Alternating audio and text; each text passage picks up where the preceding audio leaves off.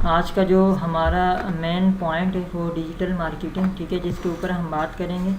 और मैंने कोई इसकी कितनी डिटेल्ड वो चीज़ें नहीं दी। मेरा मकसद ये है कि आपको टूल्स वगैरह बताना है और इसके ऊपर काम किस तरह किया जाता है, ठीक है, वो जो है वो आप तक पहुंचाना है, ठीक है। तो कुछ स्लाइड्स हैं, लिमिटेड स्लाइड्स मैंने बनाई हैं। तो सबसे पहले ये एक स्लाइड है, ठीक है, एक ये आगे की स्लाइड है और इसके बाद एक, मतलब ऑलमोस्ट 3 स्लाइड्स हैं। इन्हीं के ऊपर हम बात करेंगे और डिफरेंट टूल्स के ऊपर बात करेंगे। सबसे पहले बात करते हैं डिजिटल मार्केटिंग है क्या। जैसे कि देखो ऊपर एक जुमला मैंने लिखा हुआ है कि आप अपना बिजनेस जो है ग्रो कर सकते हैं किस तरह, डिजिटली, ठीक है। डिजिटली का मकसद क्या है कि आप अपना जितना भी बिजनेस है उसको आप ऑनलाइन ला सकते हैं, ठीक है। लास्ट लॉकडाउन गुजरा जो हमारा प्रीवियस एक्सपीरियंस रहा, उसके अंदर जिन लोगों का फ़िज़िकल स्टोर था, फ़िज़िकल कोई भी बिज़नेस था, वो सारा जो है बंद हुआ है। जिन जिन लोगों का था उन सब का बड़ा एक ख़राब एक्सपीरियंस रहा। और फिर आहिस्ता आहिस्ता जिन लोगों को समझ आई वो लोग जो है उसके अंदर उन्होंने अपने आप को ऑनलाइन लाया, ठीक है। जिनके स्टोर फिज़िकल थे वो ऑनलाइन पे आ गए, जो ऑलरेडी ऑनलाइन पे थे उनको कोई इशू इतना ज़्यादा नहीं आया। अगर मैं लास्ट लॉकडाउन के स्टेटिक्स आपको दिखाऊं तो उसके अंदर सबसे ज़्यादा जो रेवेन्यू जनरेट हुआ है वो उन लोगों का हुआ है जो ऑनलाइन थे, जो कहीं ना कहीं किसी भी पॉइंट से वो ऑनलाइन अपनी एक्टिविटीज़ कर रहे थे, उनको तो फ़ायदा हुआ है। लेकिन बाकी जितने भी वो लोग थे जो फ़िज़िकल किसी न किसी की कोई कंपनी थी या किसी का कोई भी ऐसा फ़िज़िकल बिज़नेस था, वो जो है नुकसान में गए, ठीक है।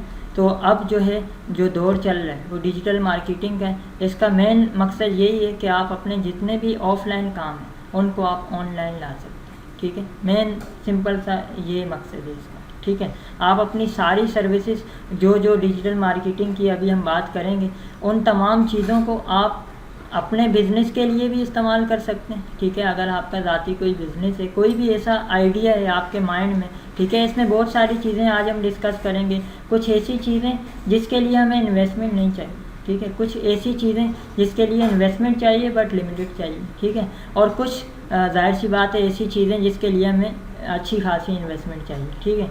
तो हम तमाम जो इसके एस्पेक्ट्स हैं उनके ऊपर बात करेंगे। तो डिजिटल मार्केटिंग के फ़ायदे क्या क्या हैं, ठीक है। पहले हम बात करते हैं डिजिटल मार्केटिंग के फ़ायदे क्या हैं। तो देखें, डिजिटल मार्केटिंग एक बहुत बड़ी इंडस्ट्री है, ठीक है। उसकी तरफ मैं अभी आता हूँ। इसके फ़ायदे क्या हैं कि इस इंडस्ट्री में एंट्री करने का जो क्राइटेरिया है वो काफ़ी ज़्यादा लो है, ठीक है। यानी कि इस लो से मुराद में बजट की बात कर रहा हूँ, ठीक है। किसी के पास अगर बहुत ही कम इनकम है, ठीक है, बिल्कुल ही लिमिटेड रिसोर्सेज हैं, वो उसके अंदर रहते हुए भी डिजिटल मार्केटिंग की जो फील्ड है उसको ज्वाइन कर सकता है और फिर अपना जो भी काम है वो कर सकता है, ठीक है। तो जैसे हर बिज़नेस हमें कोई भी, जैसे मिसाल के तौर पे मुझे कोई शॉप स्टोर टाइप बनाना है, ठीक है, ग्रॉसरी का स्टोर है या कोई कपड़ों की दुकान मुझे बनानी है, तो उसके लिए मुझे एक तो इनकम चाहिए, इन्वेस्टमेंट चाहिए, सबसे पहली चीज़। इन्वेस्टमेंट के साथ दूसरी चीज़ क्या चाहिए, फ़िज़िकल जगह चाहिए, ठीक है। उसके बाद मुझे क्या चाहिए, कुछ लोग चाहिए जो उसको मैनेज करें, ठीक है। तो ये 3-4 चीज़ें होंगी तो देन मैं फिर उसके ऊपर काम कर सकता हूँ, वरना नहीं कर सकता, ठीक है। पहला तो ये पॉइंट आया, ठीक है। एक ऑफलाइन बिज़नेस अगर हमने बनाना है, अब हमने मिसाल के तौर पे बिज़नेस बना दिया, अब हमारे पास लोग ही नहीं आ रहे। मेरी एक नई दुकान है, ठीक है, उसके ऊपर मैं अब फ़ायदों की तरफ आता हूँ। चेयर ले आओ या यहाँ आ जाओ, हाँ। मैं अब इसके फ़ायदों की तरफ आता हूँ। मिसाल के तौर पे मैं अपनी बात यहीं से कंटिन्यू करता हूँ कि हम एक शॉप हमने डिज़ाइन की जो कि हमारी क्या थी, ऑफलाइन शॉप थी, फ़िज़िकल शॉप थी, ठीक है। मिसाल के तौर पे लांडी में हमने एक जो है शॉप ओपन की। अब उसकी मार्केटिंग के लिए क्या क्राइटेरिया होगा, आपका कोई भी स्कूल है, कोई भी शॉप है, कुछ भी है, उसकी मार्केटिंग कैसे, हम नॉर्मली लोग किस तरह मार्केटिंग करते हैं किसी भी ऑफलाइन चीज़ की, जो भी उसकी बेसिकली हम उसका क्या पेनाफ्लेक्स लगा देते हैं, ठीक है। विजिटिंग कार्ड के थ्रू हम उसकी मार्केटिंग करते हैं, फिर उसके ब्राउचर्स के थ्रू हम करते हैं, ठीक है। फ्लायर्स होते हैं अगर, हाँ, अगर आपके कोई रेस्टोरेंट टाइप है तो आपने उसकी फ्लायरिंग कर दी, ठीक है। एड्स चल जाते हैं FB पे, सोशल मीडिया हाँ, पे सोशल मीडिया नहीं, अभी हम सोशल मीडिया से बिल्कुल साइड में, ठीक है, तो उसी तरफ तो आएंगे, ठीक है। उसके अलावा जितनी, मिसाल के तौर पे एक मेरा स्टोर है, अब मैंने उसको किसी को नहीं पता, ना आस पास में किसी को भी नहीं पता कि ये मेरा स्टोर इस वक्त लांडी में, या हम एप्टेक लांडी को देख लेते हैं, एप्टेक लांडी की ब्रांच है, ठीक है, किसी को नहीं पता कि भाई ये ब्रांच कहाँ है और किस जगह। हम गए, हमने रोड के ऊपर एक बैनर या पहला फ्लेक्स लगवा लिया कि भाई एप्टेक लांडी, और एक एरो दे दिया कि इस तरह, जस्ट हमने ये कर दिया, ठीक है। अब उसके अंदर भी कितनी श्योरिटी है कि उसको कितने लोग दिन में देखते हैं? आपके पास कोई एग्जैक्ट मेजर करने का कोई टूल है कि इस बोर्ड को जो मैंने लगाया है, लेट सपोज 20,000 का लगाया, लेट सपोज हम लगा लेते हैं 50,000 का लगाया, क्या उसको कितने लोगों ने देखा? हम एनालाइज करेंगे ना, जिधर हमारी शॉप है वहाँ से कितने लोगों का आना जाना है। कैसे एनालाइज करेंगे? इसी तरह क्या आप रह रहे हैं जिधर नहीं, आपके पास एक्चुअल तो कोई टूल नहीं है। हाँ, एक्चुअल, मैं एक्चुअल फिगर की बात कर रहा हूँ, क्योंकि जब हम बिज़नेस कोई करते हैं ना, या उसकी मार्केटिंग करते हैं, तो हम उसके एक्चुअल फिगर्स की बात करते हैं। जब हमें एक्चुअल फिगर पता होगा, चीज़ें पता होंगी, देन फिर हम उसके ऊपर मार्केट भी कर सकते हैं। उसके ऊपर मिसाल के तौर पे एप्टेक लांडी का किसी को नहीं पता, और हम day by day course launch किए जा रहे हैं, हम यहाँ पे लैब्स बनाए जा रहे हैं, हम और तरह तरह की इन्वेस्टमेंट तो कर रहे हैं अपने बिज़नेस में, लेकिन वो जो बिज़नेस है उसकी मार्केट नहीं हो रही, लोगों तक वो चीज़ नहीं पहुँच रही, तो उस इन्वेस्टमेंट का कोई फ़ायदा नहीं। वो इन्वेस्टमेंट हमारी गायब हो जाएगी, ज़ाहिर है लोग नहीं देखेंगे, ठीक है। और मैंने जो एग्जांपल दी कि अगर हमने कोई बोर्ड लगाया या कुछ भी ऐसी चीज़ की, तो ज़्यादा हमारे पास कोई टूल ही नहीं है मेजर करने का कि उसको कितने लोगों ने देखा या कितने लोगों ने नहीं देखा, ठीक है। अब ऑनलाइन मार्केटिंग में ऐसा नहीं, आपने एक ऐड लगाया, ठीक है, आप उसकी पूरी कंपेन एक तो चला सकते हैं, ठीक है। ये बाहर हमने अभी रिसेंटली हमने एक एप्टेक लांडी गई बोर्ड लगाया, और भी स्कूल्स लगाते हैं जगह जगह, तो वो उसकी एक लिमिट होती है। एक तो एरिया डिस्ट्रीब्यूट होता है कि आपने लांडी या इस एरिया में लगाना है, ठीक है, जैसे लांडी की हदूद है, फिर आगे कुरंगी की हदूद है। अब अगर हम लांडी में रहते हैं, चूँकि एप्टेक लांडी, तो वो लांडी को रिप्रेजेंट कर रहे हैं, तो लांडी की एरिया में तो हम उसकी मार्केटिंग कर सकते हैं, लेकिन हम उसकी मार्केटिंग कुरंगी में जाके नहीं कर सकते। ये जोन का एक फ़र्क आ जाता है। हाँ, ये अगर हम वहाँ करेंगे तो ज़ाहिर है वो हमें नहीं करने देंगे, ठीक है। एक तो ये चीज़ हो गई। दूसरी, अगर हम मिसाल के तौर पे अपने कोई पेना फ्लेक्स कोई भी ऐसी चीज़ फिज़िकली लगा देते बोर्ड पे, जगह जगह हम देखते हैं अक्सर लोगों के एडवर्टाइजमेंट हम देख रहे होते हैं, ठीक है, वो लिमिटेड होती हैं, 1 हफ़्ता 15 दिन, बाकायदा परमिशन होती है। जब आप लगाते हैं ना, तो उसकी परमिशन होती है कि ये आपने इतने दिन आपके रहेंगे, उसके बाद उतार दिए जाएंगे। अगर आप उसकी फ़ी चार्ज करेंगे, जो भी उसका चालान है, जो तरीक़ाकार है, अगर वो आप करेंगे, रेगुलेट होगा वो, तो वो रहेगा। अगर आपने उसकी चालान नहीं दिए, चीज़ें नहीं दी, तो वो गवर्नमेंट कभी भी आके उसको उतार देगी, ठीक है। तो एक नुकसान हुआ, हमने एक चीज़ बनाई, इन्वेस्ट किया, लगा भी दी, लोगों ने देखा भी, उसमें से कुछ लोग हमारे पास आए भी, बट क्या एट दी एंड कोई श्योरिटी नहीं है कि वो कब तक रहेगा और कब चला जाए, ठीक है। तो एक ये नुकसान, ठीक है। अच्छा, अब हम आते हैं थोड़ा ऑनलाइन की तरफ। ऑनलाइन में क्या है, एक तो एंट्री आसान है, कोई इतनी इन्वेस्टमेंट नहीं चाहिए।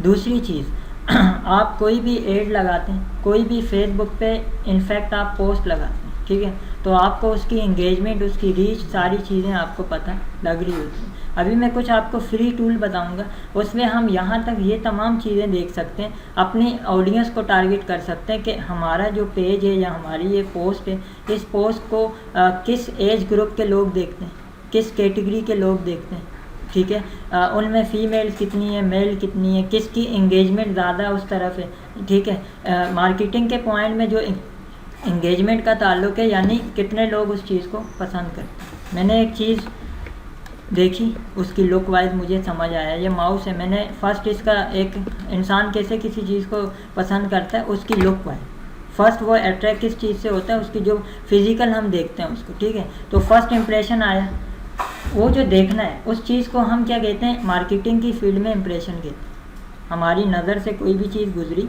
वो इम्प्रेशन में चली गई। अब अगर आपके किसी चीज़ के ऊपर इम्प्रेशन ज़्यादा है, तो इसका मतलब लोगों ने उस चीज़ को देखा है, ठीक है। दूसरी चीज़ ये कि एंगेजमेंट, लोगों ने देखा है, लेकिन अगर वो उस पोस्ट के ऊपर कितने लोग आए, कितने लोगों ने क्लिक किया, उस चीज़ को देखा, वो क्या आ जाती है, एंगेजमेंट आ जाती है। एक तीसरी चीज़ है वो है रीच। रीच क्या होता है कि आपकी ये पोस्ट कितने लोगों तक पहुंची, देखा किसी ने, नहीं देखा, इम्प्रेशन था, नहीं था, वो एक सारी चीज़ें सेपरेट। आपकी ये पोस्ट कितने लोगों तक पहुंची। मैं विजिटिंग कार्ड की अगेन मिसाल लेता हूँ। अगर मैं विजिटिंग कार्ड से मार्केटिंग शुरू करूँ फिज़िकली, तो मैं क्या कर सकता हूँ मैं रोज़ाना की बुनियाद पे अगर 200 लोगों को भी विजिटिंग कार्ड दे दूँ तो ये बड़ी बात है। अगर मैं अपनी कंपनी की सतह पे करूँ कि मेरे ऑफिस में जो जो आएगा या मेरे ऑफिस के नियरेस्ट जो जो लोग हैं, मैं उनको ये चीज़ बांटना शुरू करता हूँ, तो मैं एक फ़िगर रख सकता हूँ कि 200 से 300, ये भी ज़्यादा बता रहा हूँ, इसके अंदर अंदर हम इसकी मार्केटिंग कर सकते हैं, ठीक है। लेकिन अगर आप उसको ऑनलाइन ले आएँ तो अच्छा खासा जो है आप उसके ऊपर काम कर सकते हैं, ठीक है। अच्छा, अब थोड़ा सा इसके मज़ीद एडवांटेज की तरफ जाएं। एक तो मैंने आपको बताया मेजरेबल है, हम ट्रैकिंग कर सकते हैं अपनी हर एक्टिविटी की। हमारी इनफैक्ट अगर वेबसाइट भी है ना, तो इस वेबसाइट पे यूज़र कितनी देर रुका, उस यूज़र ने किस किस पेज पे क्लिक किया, सारी चीज़ें हमें पता लग जाती हैं, ठीक है। अच्छा, दूसरी चीज़ 24 मार्केटिंग अप्रोच, जैसे अभी मैंने बात की फ़िज़िकल अप्रोच की, उसमें मार्केटिंग में क्या होता है, हमें पता है, हमें श्योरिटी भी नहीं है कि ये कब तक रहेगा, कब उतर जाएगा, ठीक है। लेकिन जब तक हमें तभी हमारा वही, जब तक हम उसकी चालान और चीज़ें कर रहे हैं तब तक तो ठीक है, लेकिन उसके बाद वो ख़त्म हो जाएगा। मार्केटिंग की अप्रोच ऐसी ही है, आप दिन में भी मार्केट कर सकते हैं, 24/7 का सर्किल, ठीक है। आपको लगता है कि आप इंटरनेशनल ऑडियंस को टारगेट कर रहे हैं, तो आप उनकी टाइम जोन के हिसाब से आप मार्केट या एड चला सकते हैं, ताकि जब वो, जैसे अब यहाँ पे हमारे यहाँ रात होती है, तो बहुत सारे ऐसे कंट्रीज़ हैं जहाँ पे सुबह होती है, ठीक है। तो हमें उन कंट्रीज़ के हिसाब से उनको एड्स या अपनी चीज़ें दिखानी होती हैं, अपनी अवेलेबिलिटी उनके हिसाब से शो करनी है। वो हमारे हिसाब से नहीं कि अगर उनके वहाँ रात है तो वो ये नहीं कर सकते कि हम बोलें जी हमारे यहाँ रात है, क्योंकि कल हमारी सुबह होगी तो आप सुबह हमसे रात तक है। हमें उनके हिसाब से चलना होगा, क्योंकि हमने अपनी जो चीज़ें किसको सेल आउट करनी है, उनको करनी है, ठीक है। तो हमें एक तो टाइम जोन की कोई इतनी पाबंदी नहीं है, हम अपनी मर्ज़ी से टाइम जोन सिलेक्ट कर सकते हैं, ठीक है। और दूसरा 24/7 इसके अलावा तीसरा पॉइंट है ग्लोबल रीच। ग्लोबल का मतलब क्या होता है, कोई मुझे बताया, ग्लोबल कस्टमर किसको कहते हैं? इंटरनेशनल कस्टमर, कहीं से भी आपको कस्टमर मिल सकता है, वर्ल्ड से, यूनिवर्स से, यानी कि पूरी दुनिया से कोई भी बंदा आता है, ठीक है, कोई भी हमारी वेबसाइट पे आता है, हमारे उस पोस्ट को देखता है, वो ग्लोबल कस्टमर में आता है, ठीक है। उसके बाद हमारे पास आती है प्रीसाइज टारगेटिंग, यानी कि राइट ऑडियंस, ठीक है। मिसाल के तौर पे हम यहाँ चलते हैं, यहाँ से बाहर निकलते हैं, तो साइड में हमें यहाँ पे लाइन से ये ऑटोमोबाइल और इस सारी शॉप्स नज़र आती हैं, ठीक है, ये बाइक रिपेयरिंग और इस तरह। अब तमाम हमें पता है कि ये मार्केट कौन सी बाइक रिपेयरिंग की, हमें पता है कि ये मार्केट कौन सी मोबाइल रिपेयरिंग की। वहाँ पे मैं परफ्यूम बेचना शुरू कर दूँ, नहीं चलेगी। ज़ाहिर है डोमेन, वहाँ लोग आते हैं किस सेंस में, मोबाइल की ऑडियंस आती है, मोबाइल लेने के माइंडसेट से आती है। हाँ, अगर मैं वहाँ लैपटॉप रख दूँ फिर भी समझ आता है, क्योंकि मोबाइल भी इलेक्ट्रॉनिक की डोमेन है, और जो हमारी कंप्यूटर है वो भी कौन सा डोमेन है, इलेक्ट्रॉनिक का डोमेन। वहाँ तक तो ठीक है, लेकिन अगर मैं बिल्कुल ही एक अलग डोमेन ला के वहाँ पे रख दूँ तो लोग नहीं उसके ऊपर इंटरेस्ट लाएंगे, ठीक है। तो इसी तरह जब आप ऑनलाइन एडवर्टाइजमेंट करते हैं तो आपको अपनी राइट ऑडियंस डिसाइड करना ज़रूरी होती है, ताकि आप उस ऑडियंस को अपनी चीज़ दिखा सकें। और ये चीज़ हमारा फेसबुक का जो एडवर्टाइज मैनेजर है या जो उसका इंजन है वो बड़े अच्छे से डिटेक्ट करता है ऑडियंस को। इसके अलावा जो आपकी गूगल की जो एडवर्ड्स है, जो गूगल एडवर्टाइजमेंट करता है, वो भी हमें ऑथेंटिक जो है हमें बेसिकली टारगेट ऑडियंस बताता है, और हम उसमें हर हिसाब से जो है टारगेट कर सकते हैं एरिया वाइज। के मिसाल के तौर पे मुझे एक एड सिर्फ कहाँ चलाना है, पूरे कराची में नहीं चलाना, मुझे सिर्फ लांडी के हदूद में चलाना। अगर मैं लांडी की हदूद को कवर कर लेता हूँ देन फिर मैं उसको कहाँ चला सकता हूँ, आगे फर्दर उसको उसका जो रेडियस बढ़ा सकता हूँ, ठीक है। इसी तरह मैंने एक एड चलाया 3 दिन, उससे मुझे मिसाल के तौर पे 4 कस्टमर आए, ठीक है। अब मैं उस एड का दौरानिया बढ़ा सकता हूँ, 3 दिन के बजाय 7 दिन पे ले जा सकता हूँ, 7 दिन के बजाय मैं फ़र्दर उसको आगे वीकली या मंथली बेस पे या 15 दिन के हिसाब से मैं उसकी कंपेन चला सकता हूँ, ठीक है। तो ये एक इसमें फ़ायदा है कि आप अपनी मर्ज़ी से जब चाहो मार्केटिंग कर सकते हो, इसमें किसी किस्म की कोई कैद नहीं, और आप मल्टीपल कंपेन चला सकते हो। मिसाल के तौर पे आपने मेरा एक स्टोर है, उसके अंदर बहुत सारी चीज़ें, बहुत सारी प्रोडक्ट्स हैं, ठीक है। बच्चों के कपड़े भी हैं उसमें, जो है शूज़ भी हैं उसमें, और भी बहुत सारे ऐसे गैजेट्स हैं जो यूज़ होते हैं। अब मैंने एक कंपेन चलाई किड्स की कि अभी विंटर आ रहा है, तो मैंने एक विंटर कलेक्शन चला दी, ठीक है। साथ में मैंने एक और कोई कलेक्शन चला दी, उसकी कंपेन चला दी, ठीक है। तो एक कंपेन भी चल रही है, दूसरी कंपेन भी चल रही है, साथ साथ एक से भी हमें कुछ ना कुछ ज़ाहिर आउटपुट मिलेगा और दूसरी से भी आउटपुट मिलेगा। तो वो कैद नहीं है कि आपने एक जगह एक एडवर्टाइजमेंट कर दी तो अब आप दोबारा एडवर्टाइजमेंट नहीं कर सकते, आप जितना मर्ज़ी चाहे कर सकते हैं, डिपेंड्स ऑन आपका बजट कितना है और आपने ऑडियंस कौन सी टारगेट की हुई है, ठीक है। अच्छा, अब आते हैं, ये बड़ा इम्पोर्टेंट पार्ट, ये बहुत बड़ा है। मैंने लिमिटेड कुछ चीज़ें सिलेक्ट की हैं जो कि मैं आप तक पहुंचा सकूं। टाइम कम है तो मैं कोशिश करूंगा कि इसके अंदर अंदर ही आप तक चीज़ें पहुंचाऊं।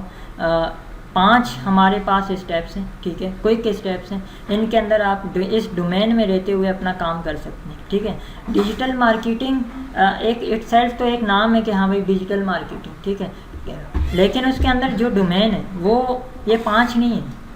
अगर मैं वैसे लिस्टिंग करूं तो 20 से ज़्यादा डोमेन है, सही है। मैं आपको एक मेन डोमेन बता रहा हूँ जिसमें सबसे पहला डोमेन कौन सा है, SEO। इसकी फुल फॉर्म यहाँ मैंने लिखी हुई है, सर्च इंजन ऑप्टिमाइजेशन, ठीक है। ये क्या चीज़ होती है, ये उस चीज़ को कहते हैं कि मिसाल के तौर पे हमने एक वेबसाइट बनाई, ठीक है। वेबसाइट की इम्पोर्टेंस किसी को पता है, वेबसाइट हम क्यों बनाते हैं, कोई एक बच्चा वेबसाइट की थोड़ी सी इम्पोर्टेंस बता दें, फिर हम आगे कंटिन्यू करते हैं अपनी बात। हाँ बताओ, अपनी वर्डिंग में जो भी है बताओ, ताकि मैं फिर आगे गो थ्रू करूँ इसको। वेबसाइट के हवाले से किसी को कोई आइडिया है, क्योंकि सब ने बनाई, सब ने अपने अपने एंड पे जो भी हो सकता है बनाई तो है, तो बताएं वेबसाइट किस लिए यूज़ होती है, एग्जैक्ट पर्पस क्या है। हमने आए दिन हम इतनी वेबसाइट विजिट करते हैं, तो मकसद क्या है वेबसाइट को बनाने का।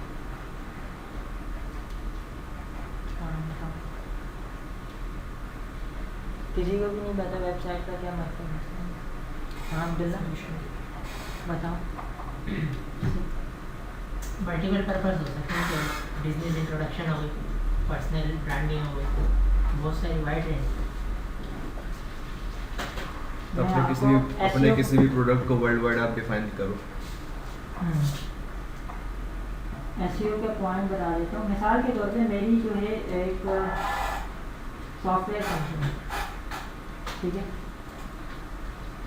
सॉफ्टवेयर कंपनी है जो कि क्या करती है बेसिकली कि वेबसाइट बना के देती है लोगों को, ठीक है, और मोबाइल की एप्लीकेशन बना के देती है, और इस तरह के दीगर कुछ काम हैं जो कि वो कर रही है, ठीक है। तो ये हमने फ़िलहाल 2-3 चीज़ें निकाल ली कि हमारी कंपनी इस डोमेन पे काम करती है। अब अगर कोई बंदा गूगल पे जाके सर्च करता है, क्या सर्च करता है कि मैं अभी आपके सामने सर्च करता हूँ, SEO को समझा रहा हूँ थोड़ा प्रैक्टिकली कि वो काम किस तरह करती है, ठीक है। तो मैं यहाँ पे कुछ इस तरह सर्च करता हूँ, मैंने लिखा सॉफ्टवेयर कंपनीज इन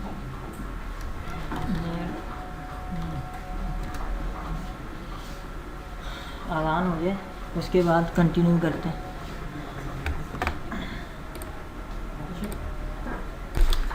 अच्छा देखिए, मैंने यहाँ पे गूगल पे सर्च किया सॉफ्टवेयर कंपनी नियर मी, ठीक है। तो अब देखें गूगल पे मेरे पास ये कुछ चीज़ें आई, ठीक है। एक आई कॉमसॉफ्ट, ठीक है, एक हमारे पास सॉफ्टवेयर हाउस यहाँ पे कुछ आ रहा है, ठीक है, और इसके अलावा यहाँ पे कुछ दीगर हमारे पास चीज़ें आ रही, अब मुझे कोई वेबसाइट बनवानी है, ठीक है, मैंने गूगल पे रैंडम सर्च किया नियर मी, तो उसने मेरी ब्राउज़र की जो लोकेशन थी, जो भी हम ये देखें अभी इस वक्त में ये हमारी ऐप से कनेक्टेड है, चूँकि मेरी ये ईमेल एंड्रॉयड में भी है, तो ये एग्जैक्ट जो भी करंट लोकेशन है उसको ये उठा रहे हैं, ठीक है। तो इसने लोकेशन पिक की हुई है और उस हिसाब से मुझे नियरेस्ट बता रहे हैं कि कौन कौन सी कंपनीज़ हैं जो आपके नियरेस्ट हैं, जिनको आप ऑर्डर दे सकते हैं। तो जाहिर है मेरे पास यहाँ पे अगर लिमिटेड शुरू में 4-5 स्टेटस आ रहे हैं, तो मैं इनको ही ज़्यादा मेरी कोशिश होगी कि मैं अप्रोच करूँ, क्योंकि गूगल मुझे खुद रिकमेंड कर रहा है इसका, ठीक है। ये तो एक बात हो गई विज़िटर के पॉइंट से, कस्टमर के पॉइंट से, कि मैं आया एक विज़िटर हूँ, मैंने सर्च की, कोई मुझे एक क्यूरी थी, मैंने सर्च किया, मुझे कुछ रिज़ल्ट मिले, और मैं किसको प्रायोरिटी दूंगा, जो मुझे सबसे टॉप पे दिखेंगे। हम नॉर्मली भी ऐसे ही करते हैं, हम कोई चीज़ सर्च करते हैं जो ऊपर दिखती हैं रैंक में, ठीक है। तो एसईओ बेसिकली ये जो आपको चीज़ें दिख रही हैं, ठीक है, इस रैंक को, किसी भी चीज़ को रैंक में लाने, ठीक है। अच्छा, रैंकिंग में कैसे लाया जाता है वो तो एक अलग डिटेल डिस्कस है, उसको भी मैं थोड़ा सा रखूँगा आपके सामने। रैंक में बहुत सी चीज़ें लाई जाती हैं, एंड्रॉयड की ऐप है, प्ले स्टोर पर उसको रैंक में लाना है, वो एक अलग एसईओ है। इसी तरह वेबसाइट कैसे रैंक में लानी है वो एक अलग एसईओ है।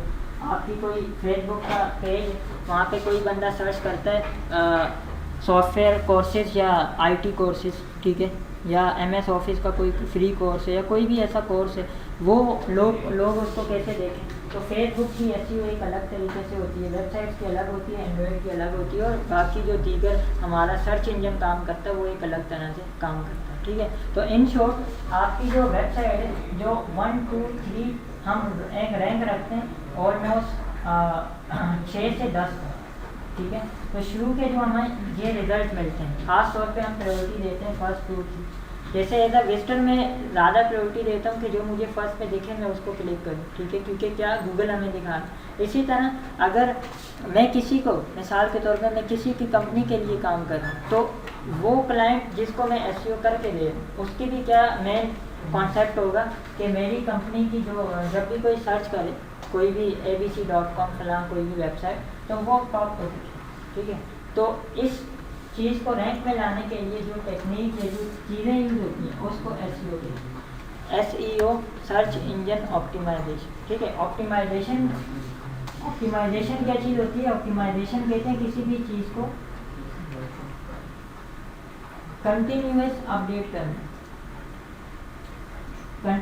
अपडेट करना या चेक करना, ठीक है। मैं इसको अपडेट कर दूँ, जैसे कि हम बाइक की मिसाल लेते हैं, ठीक है। बाइक जब बंदा लेता है तो उसकी सर्विसिंग हर महीने होती है, ठीक है, हर महीने होती है। फिर 3 महीने बाद एक डिटेल सर्विस होती है, ठीक है, जिसको हम ट्यूनिंग कहते हैं, ठीक है।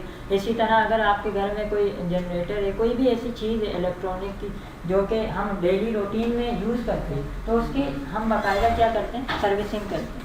तो वो जो सर्विसिंग का पार्ट है वो क्या है, ऑप्टिमाइजेशन है। आप उसको क्या करते हो, चेक करते हो कि कहाँ उसके कोई इश्यूज़ हैं, क्या चीज़ें। अभी हम सर्विस बाइक की क्यों करवाते हैं, इसलिए करवाते हैं ताकि हमारी जो बाइक है, जो अभी हमें एक अच्छा रिज़ल्ट नहीं दे रही या चलते हुए बंद हो जाती है, 100 इश्यूज़ हैं उसके साथ, ताकि ट्यूनिंग हो और वो इशू रिजोल्व हो जाए, ताकि फर्दर हम जो अगले 3 महीने वो टेंशन फ्री अपना काम कर सकें, ठीक है। तो जैसे रियल लाइफ में ऑप्टिमाइजेशन ज़रूरी है, इसी तरह एसईओ एक कंटिन्यूअस अप्रोच है। ये नहीं कि मैंने एक दफ़ा कर दिया अपनी वीडियो यूट्यूब पे, एक दफ़ा रैंक पे ले आया, उसके बाद अब अगर मैं बस छोड़ दूँ, अब मेरी वीडियो रैंक पे, अब मैं तसल्ली हो गए उसको साइड में रख दिया, ऐसा नहीं है। क्योंकि मैं अकेला नहीं हूँ कि अब मिसाल के तौर पे ये अकेला मैं तो नहीं हूँ जो इस तरह के कीवर्ड सर्च कर रहा है, ठीक है, या इस पूरे लांडी में सिर्फ ये 3 कंपनीज तो नहीं है जो वेबसाइट बना के देती हैं, और कंपनीज भी हैं। तो हर कंपनी अपने अपने लेवल पे क्या कर रही है,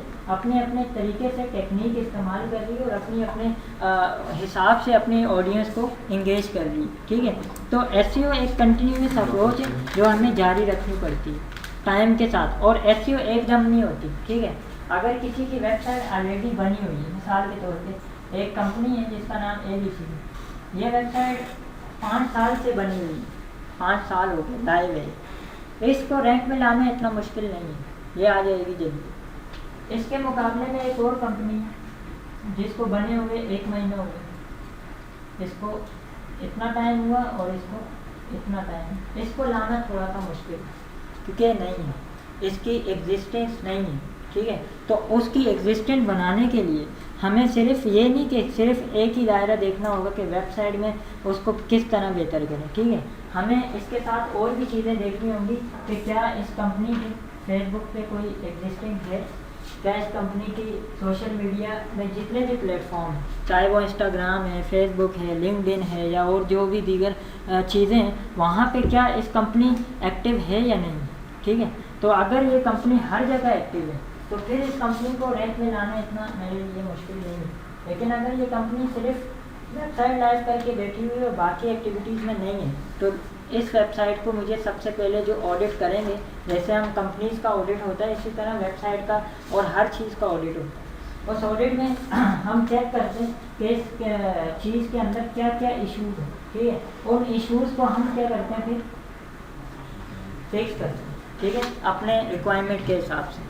अच्छा, एसईओ में मैं अभी दोबारा स्क्रीन आपके सामने शेयर करता हूँ। एसईओ में दो कॉन्सेप्ट हैं, एक ऑन पेज है और एक ऑफ पेज, ठीक है। ऑन पेज एसईओ क्या चीज़ होती है? ऑन पेज एसईओ वो होती है जो हम किसी, मिसाल के तौर पे मेरी वेबसाइट, तो अपने वेबसाइट के अंदर वेबसाइट के ऊपर क्या काम करते हैं। मिसाल के तौर पे वेबसाइट में हमने टाइटल का टैग देखा हो, जिन लोगों ने वेब डिज़ाइनिंग पढ़ी है या थोड़ा बहुत भी आइडिया है तो उनको पता होगा कि आप लोगों को वेब डिज़ाइनिंग का आइडिया वेबसाइट का नहीं आइडिया।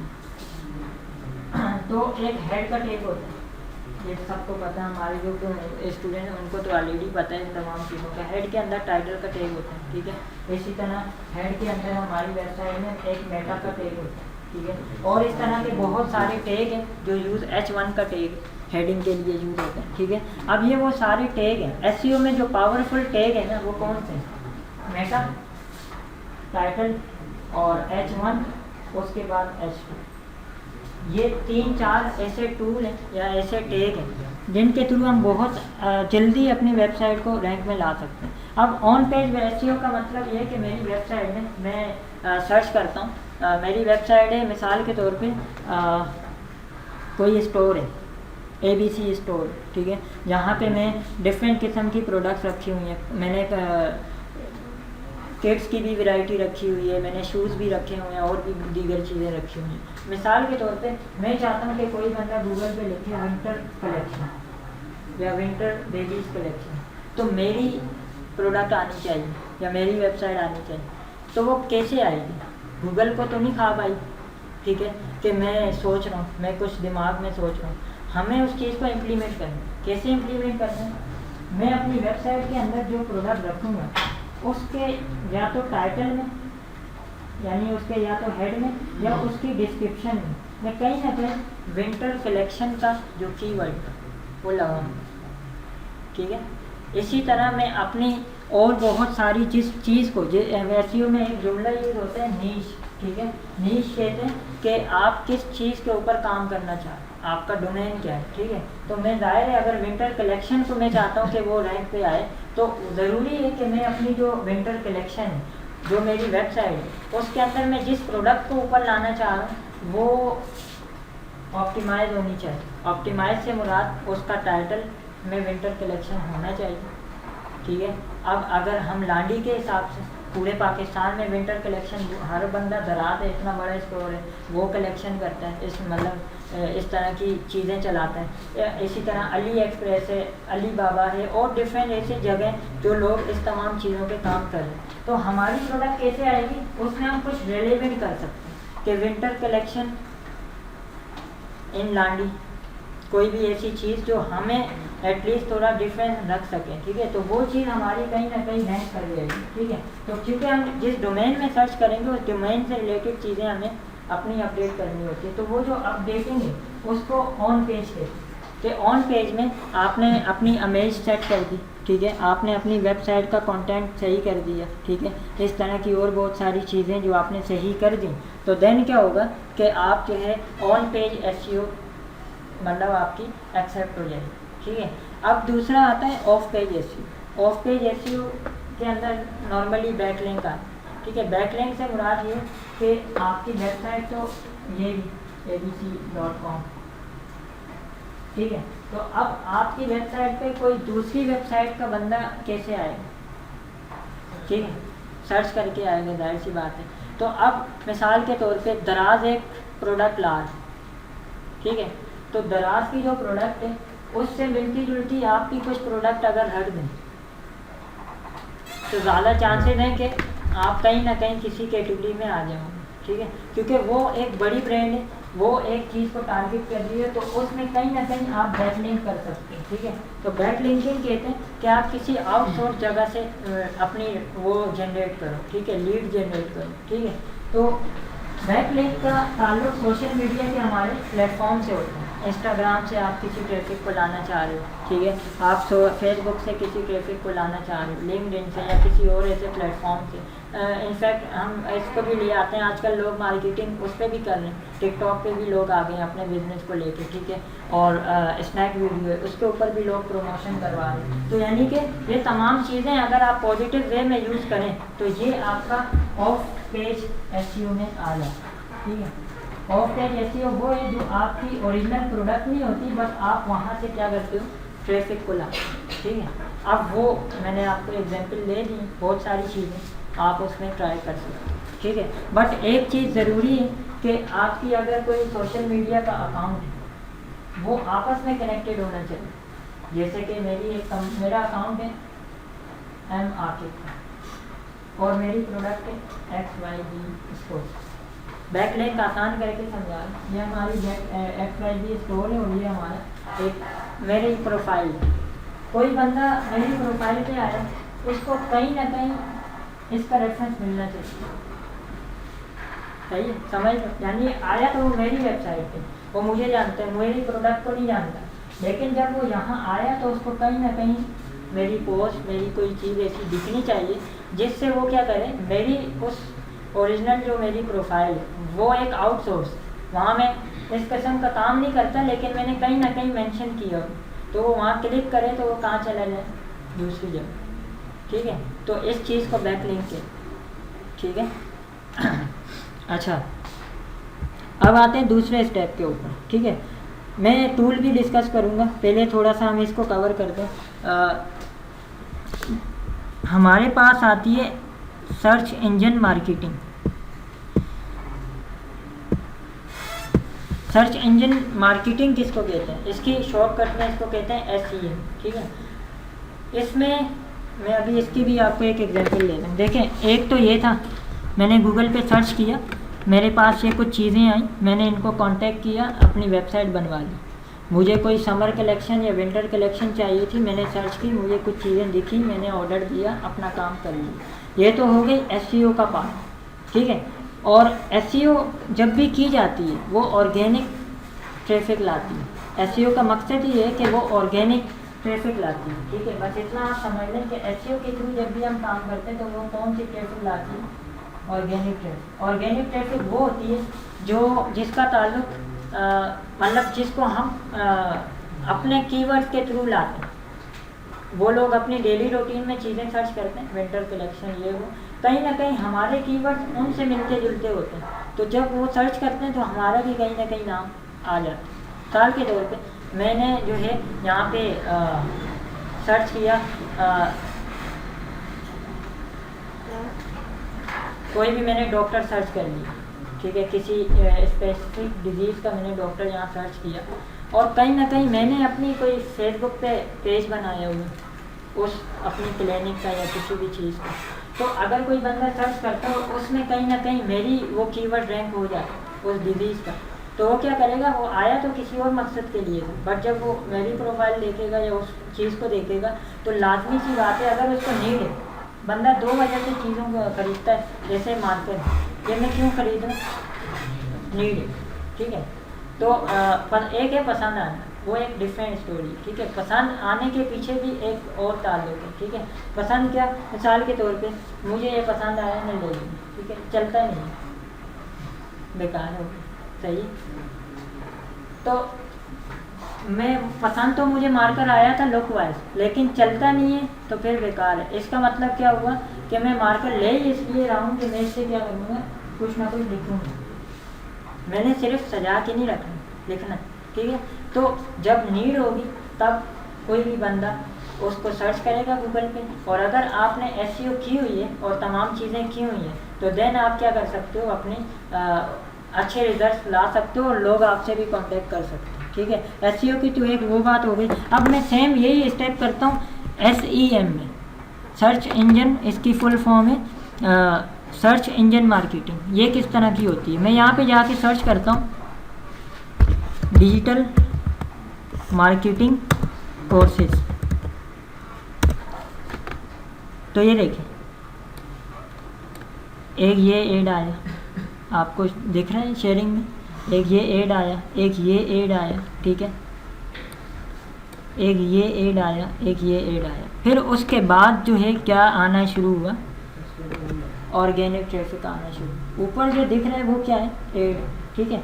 तो जिस भी चीज़ के आगे आपको ऐड का सिंबल दिख रहा है तो ये आपकी कौन सी ट्रैफिक है, ऑर्गेनिक नहीं है, ये पेड ट्रैफिक है। अच्छा, इनको कौन फोर्स कर रहा है, इनको गूगल फोर्स कर रहा है, इनको हम फोर्स नहीं कर रहे, इनके लिए हम मेहनत नहीं कर रहे। गूगल जब हम कोई कंपेन चलाते हैं तो वो देखता है कि अच्छा मेरी कंपेन है हेल्थ की, ठीक है, तो वो उस हेल्थ के डोमेन में देखता है कि मिसाल मैंने एक रेडियस रखा है कि भाई इतने किलोमीटर की दायरे में जितने हेल्थ सेंटर हैं या जितने डॉक्टर हैं वो सर्च करें। तो अब ज़ाहिर है मेरा एडवर्टाइज जो मेरा एड है वो किन किन को दिखेगा, डॉक्टर्स को दिखेगा। ऐसा नहीं कि कोई प्लम्बर है उसको भी मेरा एड दिखे, गूगल ऐसा नहीं करता है, ठीक है। वो सूरत में करता है जो बंदा गलत तरीके से एडवर्टाइजमेंट करे। अगर आप एडवर्टाइजमेंट गूगल के जो पॉलिसीज़ हैं उसके हिसाब से करोगे तो सोशल डिजिटल मार्केटिंग में जितनी भी मार्केटिंग का स्ट्रेटजी है ना वो इस तरह की है कि एक टर्म यूज़ होती है, पता नहीं मैं सही लिख रहा हूँ कि नहीं, ROI, ठीक है, रिटर्न ऑन इन्वेस्टमेंट, ठीक है। आप अगर मिसाल के तौर पे एक रिसर्च बता रहा हूँ, अभी मैं रिसेंटली आपके वर्कशॉप से पहले ही मैंने सर्च की ताकि मैं गलत ना हूँ, तो यहाँ पे अगर आप $1 लगाते हैं तो वो एक रिसर्च के हिसाब से उसकी एक्चुअल में जो वर्थ बनती है वो फिर यहाँ तक चली जाती है। $1 अगर आप लगाते हो तो अगर आपने उसके ऊपर काम किया हुआ है तो वो आपको इतने रेवेन्यू जनरेट करके दे सकते हैं। ये आपको मैं गूगल के ही पॉलिसीज़ में से निकाल के चीज़ बता रहा हूँ, ठीक है। तो डिजिटल मार्केटिंग में क्या है, आपने थोड़ा लगाना है, इन्वेस्टमेंट ज़्यादा है, मतलब इन्वेस्ट कम करना है और उसके जो एक्चुअल में जो इसके रिजल्ट्स हैं या उसका जो रेवेन्यू है वो आपको डबल मिलेगा, ठीक है। तो मिसाल के तौर पे मैं बिल्कुल आसान करके अभी मैं आता हूँ सोशल मीडिया, जब मैं आपको ऐड लगाना बताऊँगा तो उसमें मैं आपको बताता हूँ कि एडवर्टाइजमेंट करना कितना आसान है। हम लोग क्या करते हैं, जैसे मैं यूट्यूबर्स के हिसाब से भी आता हूँ, हमारा कोई भी यूट्यूब का चैनल है, ठीक है, हम अक्सर लोगों को मैसेजेस करते हैं कि मेरे चैनल को आप जो है क्या करें, सब्सक्राइब कर दें, लाइक करो, शेयर करो, ये करो, तमाम हम मिन्नतें करते रहते हैं हर एक, ठीक है। अब मैं आपको एक्चुअल एजेंडा दिखाता हूँ कि अगर यही काम आप, मेन चीज़ आपके चैनल पे कोई पोटेंशियल वर्क होना चाहिए। ये नहीं कि आपके चैनल पे किसी की शायरी आपने डाली हुई, ठीक है, किसी का कंटेंट आपने उठा के मिक्स करके रखा हो, ठीक है, पीछे गेम चल रहा है और आगे कुछ ना कुछ हो रहा है, ठीक है, ऐसा नहीं। आपका कोई अपना कंटेंट हो, ओरिजिनल कंटेंट हो, देन आप उसकी अगर एडवर्टाइजमेंट करते हैं। एडवर्टाइजमेंट कितने की होगी, फेसबुक के ऊपर एडवर्टाइजमेंट के लिए कम से कम अगर आपके पास 1400 से 1500 रुपये तो आप अपनी मार्केटिंग स्टार्ट कर सकते हैं। और ये 1400-1500 में आपको बता रहा हूँ 7 दिन, ठीक है। Facebook per day $1 charge. हाँ। पर इनका फेसबुक का रेडियस के हिसाब से भी होता है ना कि जितने हाँ, रेडियस पे हाँ, आप ऐड करोगे उस हिसाब से आपके पैसे बढ़ते हैं, डॉलर रेट बढ़ जाएंगे। जैसे जैसे ज़ाहिर है मैं पूरी कराची में ऐड चलाऊँगा तो इतने में नहीं चलाएगा फेसबुक, लेकिन ये कि आप हम बेसिक इनिशियल स्टार्ट कर रहे हैं, तो इनिशियल बेस पे आपका एड दिख सकता है। ठीक है, मैंने फेसबुक पे एक एड चलाया, ठीक है, पोस्ट बनाई अच्छी सी। पोस्ट कैसे बनेगी, मैं सारी चीज़ों की तरफ आऊँगा। हमने एक पोस्ट बनाई अच्छी सी, उसके ऊपर मैंने लिंक दे दिया कि अगर किसी ने रजिस्ट्रेशन करनी है, डिटेल देखनी है, आप इस वेबसाइट पे चले जाएं, इस लिंक के ऊपर जाके अपने आप को रजिस्टर कर दें। ये सारी चीज़ें अभी मैं क्लियर करने वाला हूँ। आपने वो सारी चीज़ें की और एड चला दी। अब क्या होगा, वो एड मिसाल के तौर पे इसी बजट का मैं बताता हूँ, अंदाज़न बता रहा हूँ, कम से कम इतने लोगों को दिखता है, 4,500 लोगों पे या 5,000 रख लेते हैं, आपको राउंड फिगर 5,000 लोगों तक आपका ये एड जाएगा। 5,000 लोगों तक अगर आपका ये एड जाता है और रोज़ाना जाता है, रोज़ाना डिफरेंट फेसबुक या गूगल जो एड चलाता है वो एक ही ऑडियंस को नहीं दिखाता। मतलब कि आज अगर इसने एड देखा दराज का, कल ये वो वाला एड नहीं देखेगा, कल ये कोई और एड देखेगा। हाँ, यूट्यूब की थोड़ी सी पॉलिसी अलग है, लेकिन हमारी जो फेसबुक की पॉलिसी है वो ऐसी नहीं है। फेसबुक में तो एक ही एड में तकरीबन 4 दिन से लगातार वही देख रहा हूँ, एक ही आ रहा है। तो नहीं, मैं अपनी कंपनी के हिसाब से बता रहा हूँ कि अगर आप प्रमोशन करते हो, अपने एड को चलाते हो, तो फेसबुक जो है ना, आपका एड एक बंदे को एक दफ़ा दिखाता है। मैं उस पॉइंट से बता रहा हूँ, ठीक है। तो फेसबुक आपके एड को एक दफ़ा एक बंदे को दिखाएगा, बार बार नहीं दिखाएगा, क्योंकि अगर बार बार मुझे एक एड 4 दफ़ा दिख रहा है, मैं इंटरेस्टेड नहीं हूँ, फिर आपके इंप्रेशन भी लूज़ हो जाएंगे। फिर मैं उस वेबसाइट को जहाँ एड आ रहे हैं, चीज़ें आ रही हैं, मैं उसको या तो रिपोर्ट मार दूँगा, मैं यहाँ से क्लिक कर दूँगा, ठीक है। तो फेसबुक खुद उसका जो एल्गोरिथम है वो इतना इंटेलिजेंट है कि वो इन तमाम चीज़ों को समझता है और वो आपको डेली बेस पे ऑर्गेनिक ट्रैफिक को चीज़ें दिखाता है। 5,000 लोगों को एड दिखा, 5,000 लोगों में से आपकी प्रोडक्ट कितने की थी। मिसाल के तौर पे आप एक एक्सेल की ट्रेनिंग स्टार्ट कर दी, एक्सेल आता है।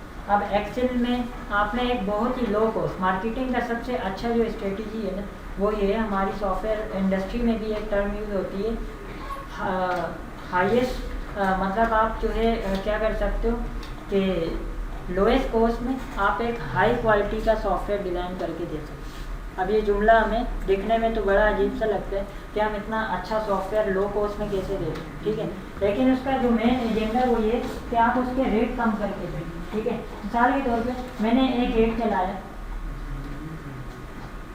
एक्सेल की ट्रेनिंग है, हम इसको रख देते हैं मिसाल के तौर पे 3 दिन की ट्रेनिंग, 3 दिन की ट्रेनिंग, और मैं जो है इसके जो है 1 दिन के चार्ज कर रहा हूँ 300, बिल्कुल ही लोएस्ट कॉस्ट रखी अपने कोर्स की, जिसकी मैं एडवर्टाइजमेंट कर, और मैंने एडवर्टाइजमेंट कितनी की 1400 से 1500 तक, ठीक है। और मेरा जो बजट है, जिस चीज़ को मैं टारगेट कर रहा हूँ वो 300 उसका जो अमाउंट है। अब मैंने टारगेट किया 5,000 लोगों में से 10 लोगों ने भी ले लिया, मल्टीप्लाई करो क्या है, कितने हैं, 3,000 है। आपने लगाए कितने, 1500।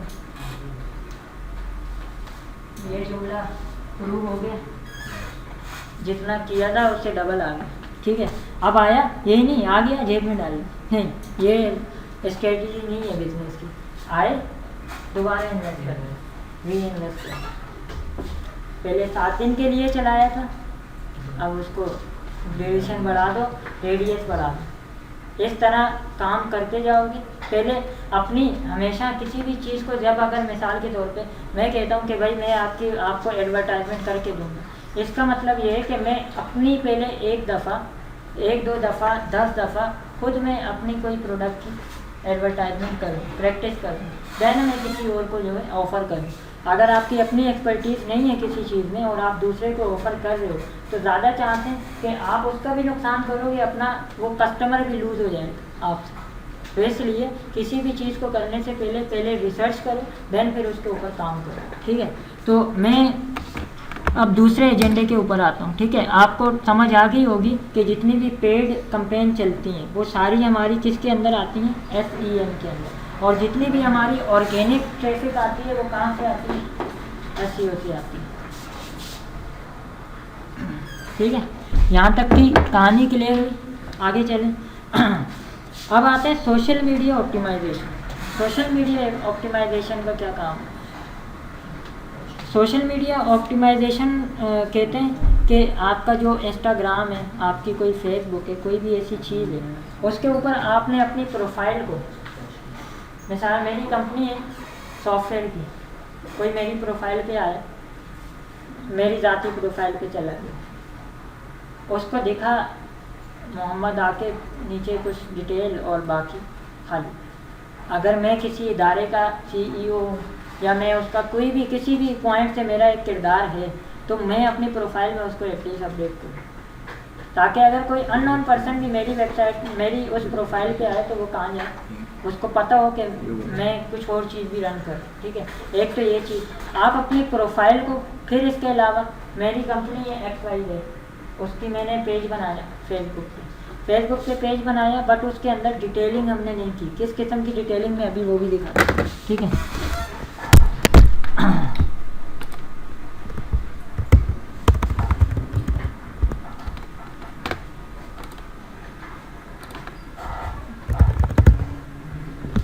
facebook.com/aptech-landi।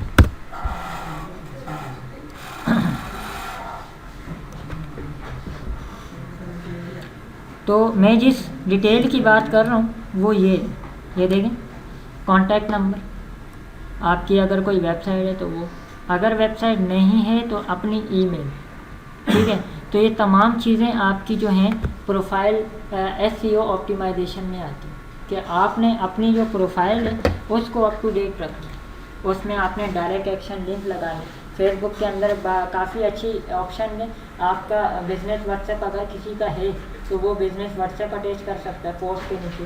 ठीक है, और अगर किसी का बिज़नेस व्हाट्सएप नहीं है तो वो डायरेक्ट एक्शन कॉल का बटन लगा सकता है कि कोई बंदा मोबाइल से आया और उसको एक चीज़ समझ आ रही है, कॉल पे क्लिक किया, डायरेक्ट डायलर से कॉल करे। ठीक है, वो भी नहीं कर सकता तो सबसे ज़्यादा जो अच्छा चीज़ समझा जाता है मैसेंजर, आपने सेंड मैसेज का ऑप्शन रखा हुआ है बटन में, उसको कहते हैं डायरेक्ट एक्शन लिंक, कि कोई बंदा क्लिक करे तो वो डायरेक्ट आपको बात कर सके आपसे।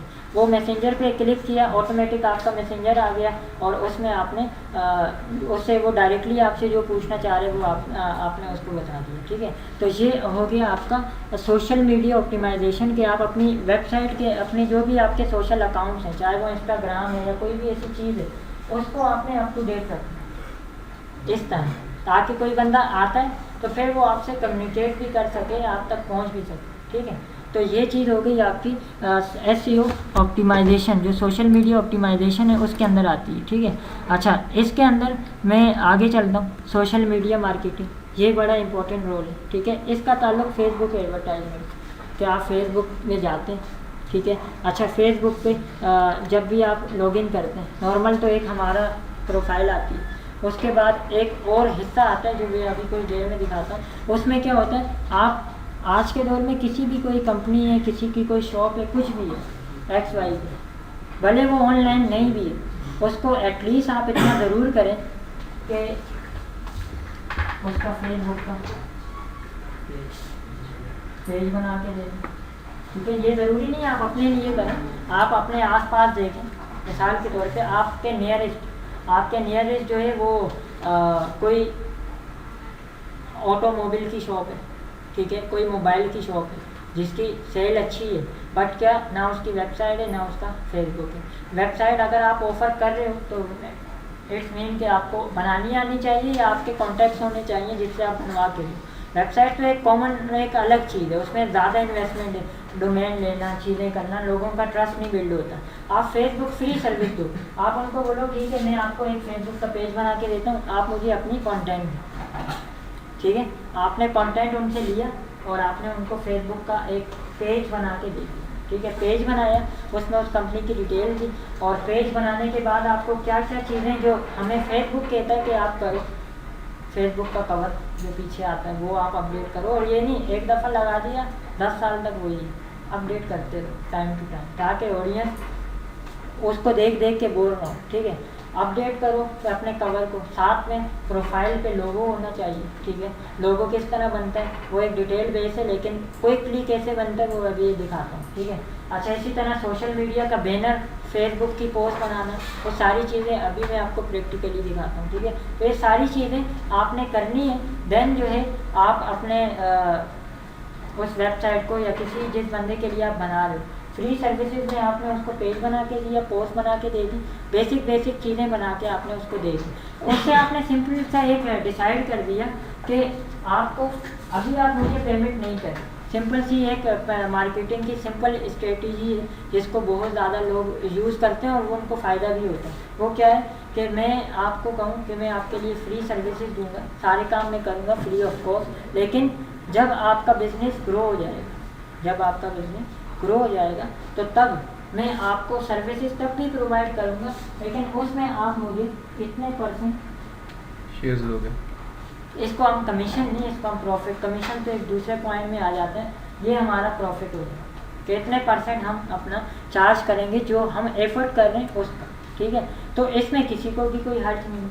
आज मेरा बिजनेस नहीं चल रहा तो मेरे से पैसे भी नहीं ले रहा, कल को मेरा बिजनेस थोड़ा ग्रो होगा तो लाजमी सी बात है, अगर मैं महीने के 6-7 लाख कमा रहा हूँ, ठीक है, 6-7 लाख महीने के कमा रहा हूँ, और मैंने मैं किसी को सर्विस दे रहा हूँ और वो बंदा मेरे लिए फ्री पोस्ट बनाता है, फ्री सोशल मीडिया पोस्ट बनाते हैं, कल को वो मुझे कहता है कि मैं आपको पर पोस्ट बना के दूंगा और उस पर मैं आपसे मिसाल के तौर पे बिल्कुल ही कम रेट बताता हूँ, आप 100 रुपये वो चार्ज करते हैं, 100 रुपये चार्ज करते हैं, ठीक है। तो आप उसको महीने के 100 रुपये के हिसाब से महीने के कितने बन गए, अगर चलो डेली भी नहीं, हम इसको कम कर देते हैं, 15 पे कर देते, कितने हो गए, 1500 हो गए सीधे, ठीक है। तो आप उसको 1500 मंथली पे रखिए, तो ठीक है, मैं आपको मंथली, उसने कहा कि आप इतना पे करें, मैं आपको अब से सर्विस जो दूंगा पर पोस्ट पे इतने चार्ज करूँ, कंपनी को भी कोई इशू नहीं होगा क्योंकि वो ऑलरेडी काम कर रही है और उसका रेवेन्यू भी आ रहा है, ठीक है। तो ये एक स्ट्रेटजी है, आप अपने आसपास सर्च करें, देखें, ये मेहनत आपने करनी है, ठीक है। मेरा आज का ये मकसद रखने का यही है कि टूल बता दूं, चीज़ें बता दूं, रिसर्च करने का तरीका बता दूं, मेहनत आपने करनी है। और हमारी फील्ड इतनी बड़ी है कि जो बंदा इसके अंदर डिटेल में सर्च करता है या टाइम देता है, ये इंडस्ट्री उसको पे बैक ज़रूर करती है, ये मेरा अपना मानना है, ठीक है। तो मुझे पर्सनली इंडस्ट्री ने बहुत ज़्यादा पे बैक किया है, तो मैं इस चीज़ पे बिल्कुल कायल हूँ कि हर बंदा अर्न कर सकता है, हर बंदे का हक भी है, और हर बंदा अगर वो मेहनत करता है तो उसको मिलता है इस इंडस्ट्री में ख़ास तौर पे, ठीक है। और इतनी कोई रॉकेट साइंस भी नहीं है, थोड़ी सी रिसर्च है, थोड़ा सा आपको इंटेलिजेंट होना पड़ेगा, अपने कॉम्पिटिटर को देखना पड़ेगा कि आपके आसपास कौन से लोग हैं, क्या कर रहे हैं, देन फिर आप उस चीज़ को जब डेवलप करोगे थोड़ा अलग प्लान के साथ, तो आपकी चीज़ चलना शुरू हो जाएगी, ठीक है। सारी बातें हो गई। आखिरी एक बात थ्योरेटिकली करके मैं प्रैक्टिकल पे आता हूँ। ईमेल मार्केटिंग एक रिसर्च थी, आज से मेरे ख्याल से 2 साल पहले एक बंदे ने कोई पोस्ट बनाई, वो आज भी बड़ी हाईलाइट होती है, अगर आप सर्च करो email is dead, email marketing आप सर्च करोगे तो वो ब्लॉग आ जाएगा। तो उसने ये रिसर्च रखी थी कि आगे आने वाले दौर में ईमेल डेड हो जाएगी, ईमेल की मार्केटिंग डेड हो जाएगी। हालांकि अभी एक रिसर्च करंट आई है, गूगल की एनालिटिक्स बता रहा हूँ और आपको वर्ल्ड इकनॉमिक वो बता रहा हूँ, जो फोरम है जिसके ऊपर टॉप 10 स्किल्स और हर तरह की नई नई चीज़ें आती हैं, वो उसके एनालिटिक्स बता रहा हूँ। वो बता रही है कि जो ईमेल मार्केटिंग है वो 2023 तक काफ़ी ज़्यादा ग्रो हो जाएगी, और एक ईमेल वाइज चीज़ है जिसको तकरीबन 4.3 बिलियन लोग जो है डेली बेस पे मैं बता रहा हूँ, ठीक है, जो यूज़ करते हैं और उन तक वो चीज़ पहुँचती है, ठीक है। ईमेल मार्केटिंग कैसे होती है, आपने आपके कॉन्टैक्ट्स में अगर कोई ईमेल है, ठीक है, तो आपने उनकी ईमेल की लिस्ट बनाई, लिस्ट बनाने के बाद कुछ टूल हैं, कुछ फ्री हैं, कुछ पेड। मेरी कोशिश होगी फ्री टूल आप तक पहुंचाऊं ताकि आप उनको यूटिलाइज़ करो। और ईमेल मार्केटिंग होती क्या है, मैं आपको थोड़ा सा अपनी ईमेल ओपन करके दिखा देता हूँ। ईमेल मार्केटिंग किस चीज़ को कहते हैं। अक्सर आपने अपनी ईमेल ओपन करते हैं तो ऐसी रंग बिरंगी ईमेल हमें दिखती हैं, कोई कोर्स ऑफ़र कर रहा होता है, कोई किसी और चीज़ की प्रमोशन कर रहा होता छोटा सा ऑफर है। करते हाँ, हैं। ये देखें, मैं यहाँ आता हूँ प्रमोशंस में, ये सारी आपकी जितनी भी एड्स हैं, ये ईमेल, इसको कहते हैं ईमेल मार्केटिंग या न्यूज़लेटर। इसको न्यूज़लेटर कहा जाता है ईमेल मार्केटिंग की उस फील्ड में। मैं इस पर किसी पे भी क्लिक करता हूँ तो ये मुझे क्या कह रहा है कि हमने ये तमाम चीज़ें न्यू इसके अंदर लाई हैं, आप इसको डाउनलोड भी करें और जाके इसको विज़िट भी करें। तो इन्होंने जो जो अपने प्रोडक्ट के अंदर चेंजिंग की उसकी डिटेल समरी इन्होंने यहाँ पे दे दी। और आजकल ऐसे ऐसे टूल आ चुके हैं कि आप ये देख सकते हो कि आपकी ईमेल किसने रीड की, कितने लोगों ने उसको उसके थ्रू उस वेबसाइट पे गए, ऑर्डर दिया नहीं दिया वो एक डिफरेंट है, कितने लोग गए। ठीक है, एक बंदा है वो रोज़ाना दराज विज़िट करता है, रोज़ाना मुस्तकिल बुनियाद पर। अगर वो 1 महीना विज़िट करता है तो ज़्यादा चांसेस है उसमें 1 महीने में कोई एक प्रोडक्ट तो उसको समझ आ ही जाएगी, जिसकी वो रिसर्च कर रहा है, जिसके ऊपर पड़ा हुआ है, वो एक चीज़ तो बाय कर ही लेगा। ठीक है, अगर उसने एक चीज़ बाय की और आपने क्वालिटी और चीज़ें अच्छी रखी हैं तो फिर वो कस्टमर आपका मुस्तकिल रहेगा आपके साथ, मज़ीद भी वो आगे आपके साथ चलेगा। ठीक है, तो खैर हम अपने स्क्रीन की तरफ आता हूँ। अब मैं थोड़ा थोड़ा आपको गो थ्रू करता हूँ। पहले बात करते हैं हम ईमेल मार्केटिंग की। ठीक है, एक है ईमेल कहाँ से आएंगे। ठीक है, एक तरीका कार है कि आप अपने जीमेल में जाएं। अब तक जितने भी आपने लोगों को ईमेल की सेंड आइटम में, एक तो वो थोड़ा लेंथी तरीका कार है, आप अपने सेंड आइटम में जाएं, ईमेल पिक करें तमाम चीज़ें और देन फिर आप उनकी एक लिस्ट बनाएं और देन उनको ईमेल भेजें। ठीक है, दूसरा तरीका क्या है कि अगर आप गूगल से ऑर्गेनिक ईमेल निकालना चाहते हैं तो वो कैसे होगा। मैं सिर्फ आपको एक एग्जांपल दे के दिखा रहा हूँ। मैंने यहाँ लिखा Pakistan digital marketing, Pakistan digital marketing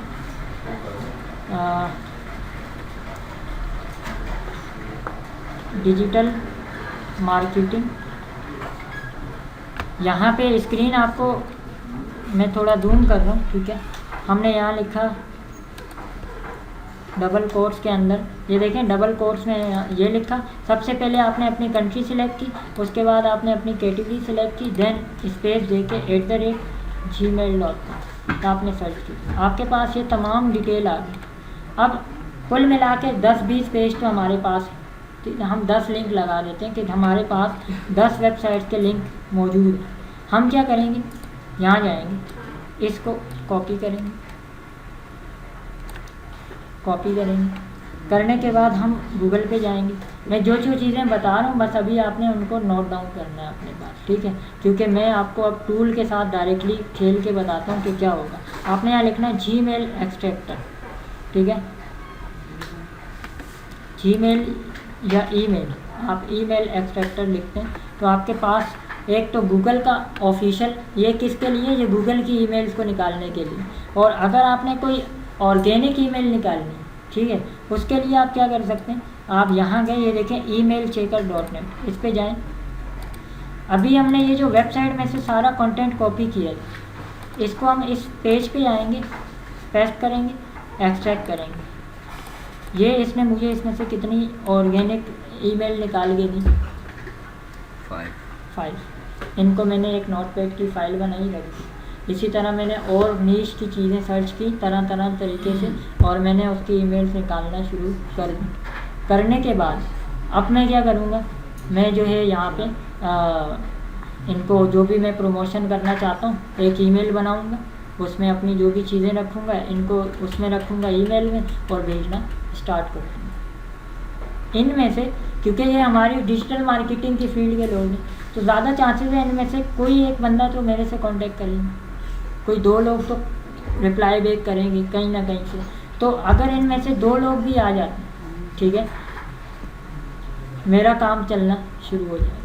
ठीक है, और न्यूज़लेटर जो ईमेल का प्रोसेस है वो ऐसा होता है कि अगर आपने एक दफ़ा किसी की ईमेल रीड कर दी तो वो सब्सक्राइबर वाला हिसाब हो जाता है यूट्यूब के ऊपर कि कोई बंदा एक दफ़ा उसको आपके चैनल के साथ अटैच हो जाए और अगर वो बेल का आइकन प्रेस कर दे तो देन फिर आपको जितनी भी वीडियोज़ हैं वो कंटिन्यू नोटिफिकेशन मिलते रहते हैं। ऐसे ही आपका जीमेल का कॉन्सेप्ट है, एक दफ़ा किसी ने आपकी ईमेल रीड कर दी, आगे वो आपके उसके ऊपर, देन फिर जो भी आप आगे चल के फर्दर जो भी चीज़ ऐड करोगे ऑटोमेटिक वो उन लोगों तक पहुंचना शुरू हो जाएगी। ठीक है, तो एक तो मैंने आपको ऑर्गेनिक ईमेल निकालने का तरीका बता दिया, गूगल से कैसे निकलेगा।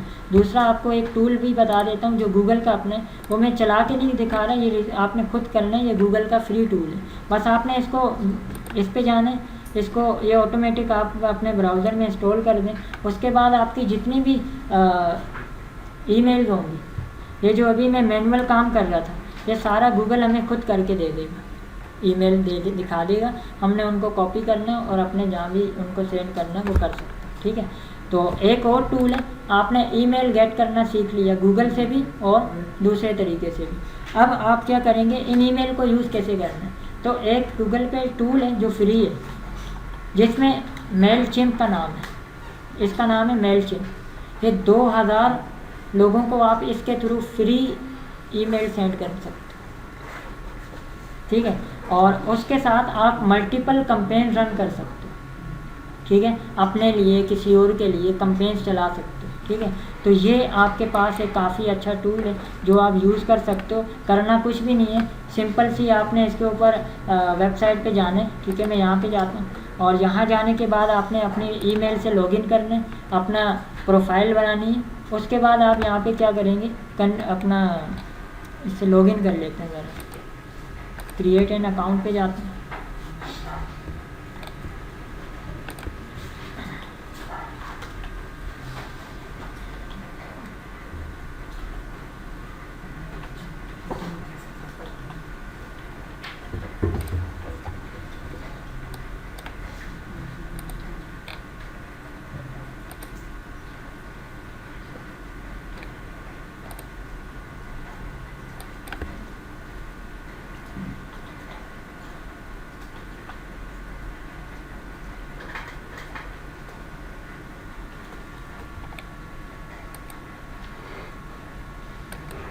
अच्छा जी, ईमेल के हवाले से क्या कह रहे हैं,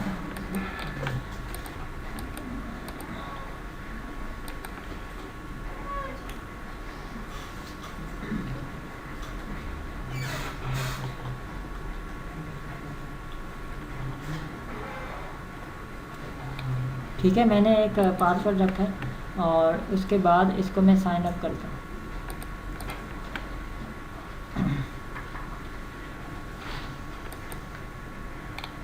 अभी ईमेल आई होगी इनकी तरफ से, ये आ गई। आपने यहाँ से अपने अकाउंट को एक्टिवेट करना है।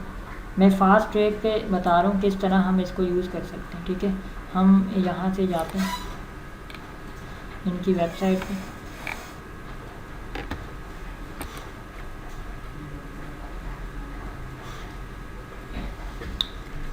ये आपके सामने एक स्क्रीन आ जाएगी। ठीक है, इसमें आपके पास देखें 0 वाला आ रहा है फ्री, आपने ये सिलेक्ट करके रखना है, ऑलरेडी सिलेक्टेड है। ठीक है, जब आप किसी भी चीज़ को पहले फ्री चलाएं, जब आपको उससे कुछ ना कुछ बेनिफिट्स आना शुरू हो जाए, फिर आप उसका पेड वर्जन भी ले सकते हैं। ठीक है, तो हम यहाँ से जाएंगे, नेक्स्ट करेंगे और उसके बाद यहाँ से ये डिटेल है, हम इसको अगर कंटिन्यू कर दें अपना नाम लिख के,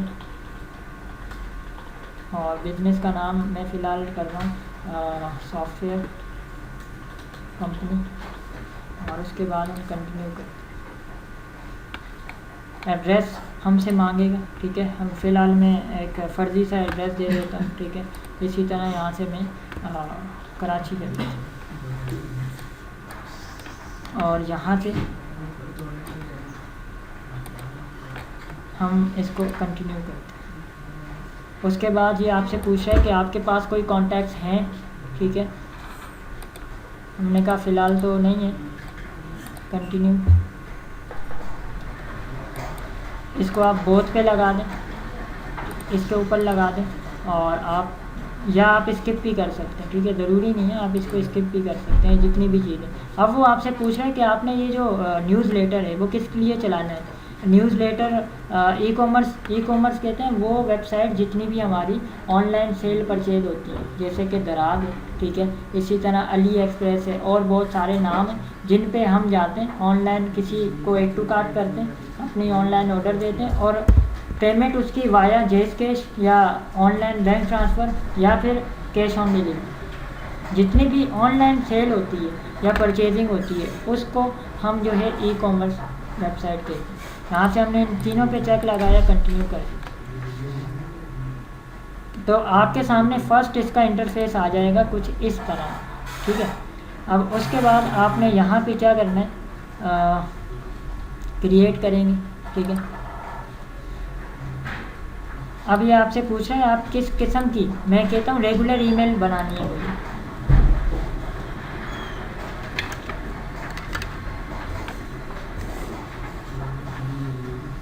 यहाँ से आपने टू में उन लोगों को रखना है जिन जिन के नाम है, ठीक है। तो यहाँ से हम जाते हैं हेड इंपोर्ट फाइल, अगर आपकी कोई एक्सेल की फ़ाइल बनी हुई है, ठीक है, तो आप इसको इंपोर्ट कर दें या तो खुद भी ईमेल लिख के मेंशन कर सकते हैं, ठीक है। तो मिसाल के तौर पे ये हमने कुछ अभी ईमेल निकाली थी, यहाँ पे फ़र्ज़ी ईमेल लिख रहा हूँ, एक्सेल की एक फ़ाइल बनाता हूँ, ठीक है, और इसमें मैं यहाँ पे एक कॉलम रख रहा हूँ कॉन्टैक्ट, ठीक है, और इसमें मैं कुछ नंबर लिख रहा हूँ। इसी तरह यहाँ पे मैंने एक ईमेल का सेक्शन दिया, यहाँ मैंने कर दिया, मैं अपनी 2 ईमेल यूज़ कर रहा हूँ और इसी तरह मैं एक ईमेल यूज़ कर रहा हूँ ये वाली,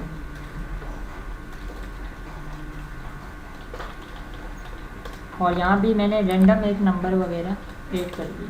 और इसको मैं जब सेव करूँगा तो एक्सेल की फ़ाइल तो अलग एक्सटेंशन से सेव होती है, लेकिन हमें इसको किस फॉर्मेट में सेव करना है, CSV के अंदर, ठीक है, इस फॉर्मेट में। इसका मैं नाम रखता हूँ कॉन्टैक्ट्स, ठीक है, और सेव कर देता हूँ। हमने सेव किया, ओके किया, यस किया, ठीक है, ये हम सेव होगी। अब हम इसको बंद कर देते हैं, ठीक है, सेव,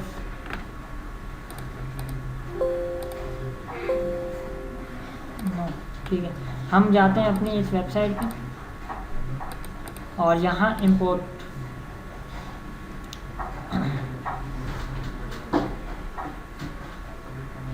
ये कह रहे हैं आपसे कोई CSV फाइल है आपके पास या आप कॉपी पेस्ट करेंगे। कॉपी पेस्ट से मुराद के वो जो अभी मैंने प्रोसेस समझाया, ईमेल आपने उठाई रख दी, हम अपलोड CSV फाइल पे जाते हैं, ये आपसे ब्राउज़ का ऑप्शन मांगेगा, हम यहाँ डाउनलोड डॉक्यूमेंट्स में जाते हैं, यहाँ चेक करते हैं हमारे पास एक कॉन्टैक्ट्स का CSV ऑप्शन, ठीक है, कंटिन्यू,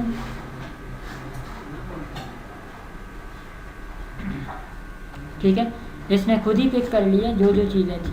और यहाँ से आप इसका सेट रखो कि सब्सक्राइबर्स, यानी कि जो एक दफ़ा जिसको चली गई वो फिर सब्सक्राइबर्स में आ जाएगी, ठीक है। यहाँ से हम अपडेट पे लगाते हैं और कंटिन्यू टैग। उसके बाद आप यहाँ पे क्या क्या कस्टमर का एक रख सकते हो, ठीक है, इसके अंदर आप और कुछ चीज़ें ऐड कर, टैग्स हैं, टैग्स किस लिए होते हैं, सर्चिंग के लिए। मैं यहाँ पे कुछ और सर्च कर देता हूँ, क्लॉथ्स, ठीक है, यहाँ पे मैं कर देता हूँ विंटर कलेक्शन की एक मैं कंपेन चला रहा हूँ, ठीक है। अब हम कंटिन्यू करते हैं। उसके बाद इसमें ये कॉलम देखें, ठीक है, और देन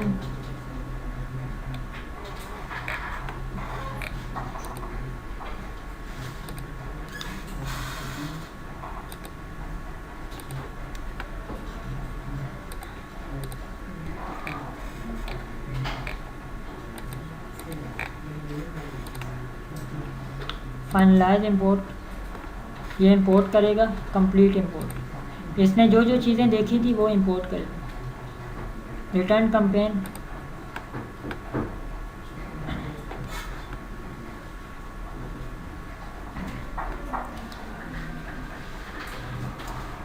ये देखो, ये कह रहा है कि आपने ये जो कंपेन बनाई है ये तो ठीक है, अब आपने इसको जो है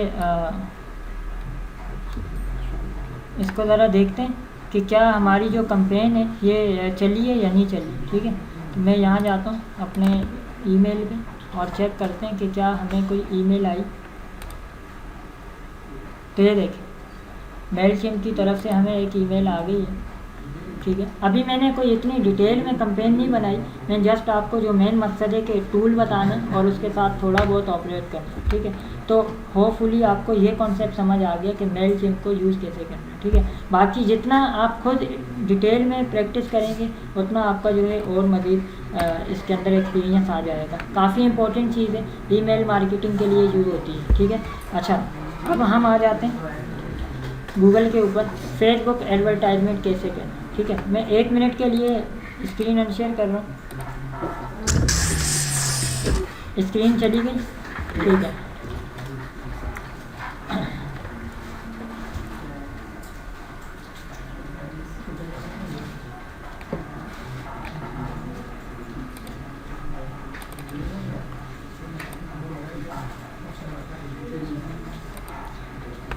देखें स्क्रीन आई, ठीक है। अच्छा देखें फेसबुक के अंदर मेरे पास ऑलरेडी कुछ पेजेस हैं। एप्टेक लांडी के पेज भी ऑफिशियली मेरे पास एक्सेस है, जो मैं इसको यूज़ कर रहा हूँ। इसके अलावा ये कुछ मेरे अपने पेजेस हैं। ये मेरी कंपनी अप्रॉक्स ऑल। अब इसके ऊपर देखें यहाँ पे फॉलोवर कितने 522 और लाइक्स कितने 507, ठीक है। तो अब ये जितने भी लाइक्स हैं या फॉलो हैं ये ऑर्गेनिक है। इसमें मैंने किसी की जाके पर्सनली रिक्वेस्ट नहीं की कि मेरी कंपनी है या मेरी प्रोफाइल है, लाइक कर दो, फॉलो कर दो, कुछ भी नहीं। मैंने किया क्या है, मैंने बहुत ही छोटा सा काम किया, वो ये किया है मैं गूगल पे गया, ठीक है। छोटे छोटे स्टेप बता रहा हूँ, आप ये अपने ब्रांडिंग के लिए कर सकते हैं, आप किसी की ब्रांडिंग के लिए कर सकते हैं। बेहतर है आप पहले अपनी किसी चीज़ पे प्रैक्टिस करें, जब आपको आउटपुट मिलना शुरू हो जाए देन फिर आप किसी और को ऑफ़र करें। मैं यहाँ जाके सर्च करता हूँ लिंक्डइन, ठीक है। काफ़ी बड़ा नाम है, यहाँ पे जितनी भी ऑर्गेनाइजेशन हैं उनके CEO या बड़े जितने भी बिजनेस तबका है वो यहाँ पे बैठा हुआ है, जिसको हम कह सकते हैं एजुकेटेड तबका यहाँ पे मौजूद है। आपने इसके ऊपर जाना और जाने के बाद लिंक्डइन पे 2 किस्म की प्रोफाइल बनती हैं, जैसे फेसबुक पे बनती हैं। एक हम अपनी जाती प्रोफाइल बनाते हैं, एक हम कंपनी का पेज बनाते हैं, ठीक है। कंपनी का पेज आप बना सकते हैं, देखें अभी भी मेरे से किसी ने कांटेक्ट किया, ये आपको दिख रहा होगा, ठीक है। अभी इसके अलावा और भी बहुत सारे ऐसे मैसेजेस हैं जो आते रहते हैं, ठीक है। तो अक्सर यहाँ से मुझे जो है, मैंने रिसेंटली 1-2 वेबसाइट्स की पोस्ट यहाँ लगाई थी, उससे मुझे 3 ऑर्डर आए, ठीक है, वेबसाइट्स के हवाले से। ऑर्गेनिक थे, मैं उनको नहीं जानता। एक ऑर्डर जो है आई थिंक कनाडा का था, ठीक है, और 2 यहाँ कहीं के थे, ठीक है, पाकिस्तान के। तो यहाँ पे भी ऑर्गेनिक ट्रैफिक आती है। आप अपना काम कैसे करेंगे वो ज़रा तरीक़ाकार मैं आपको बता देता हूँ। होगा क्या, आपने जाना है अपने बेसिकली माई नेटवर्क में, ठीक है। माई नेटवर्क का मतलब कि आपके कितने लोग हैं जो आपसे कनेक्ट हैं, ठीक है। अब देख रहे हैं ये हर एक के नीचे कनेक्ट लिखा है। इसका मकसद ये है कि आपने यहाँ पे सबसे पहले अपना क्या बनाना है, पेज बनाना है।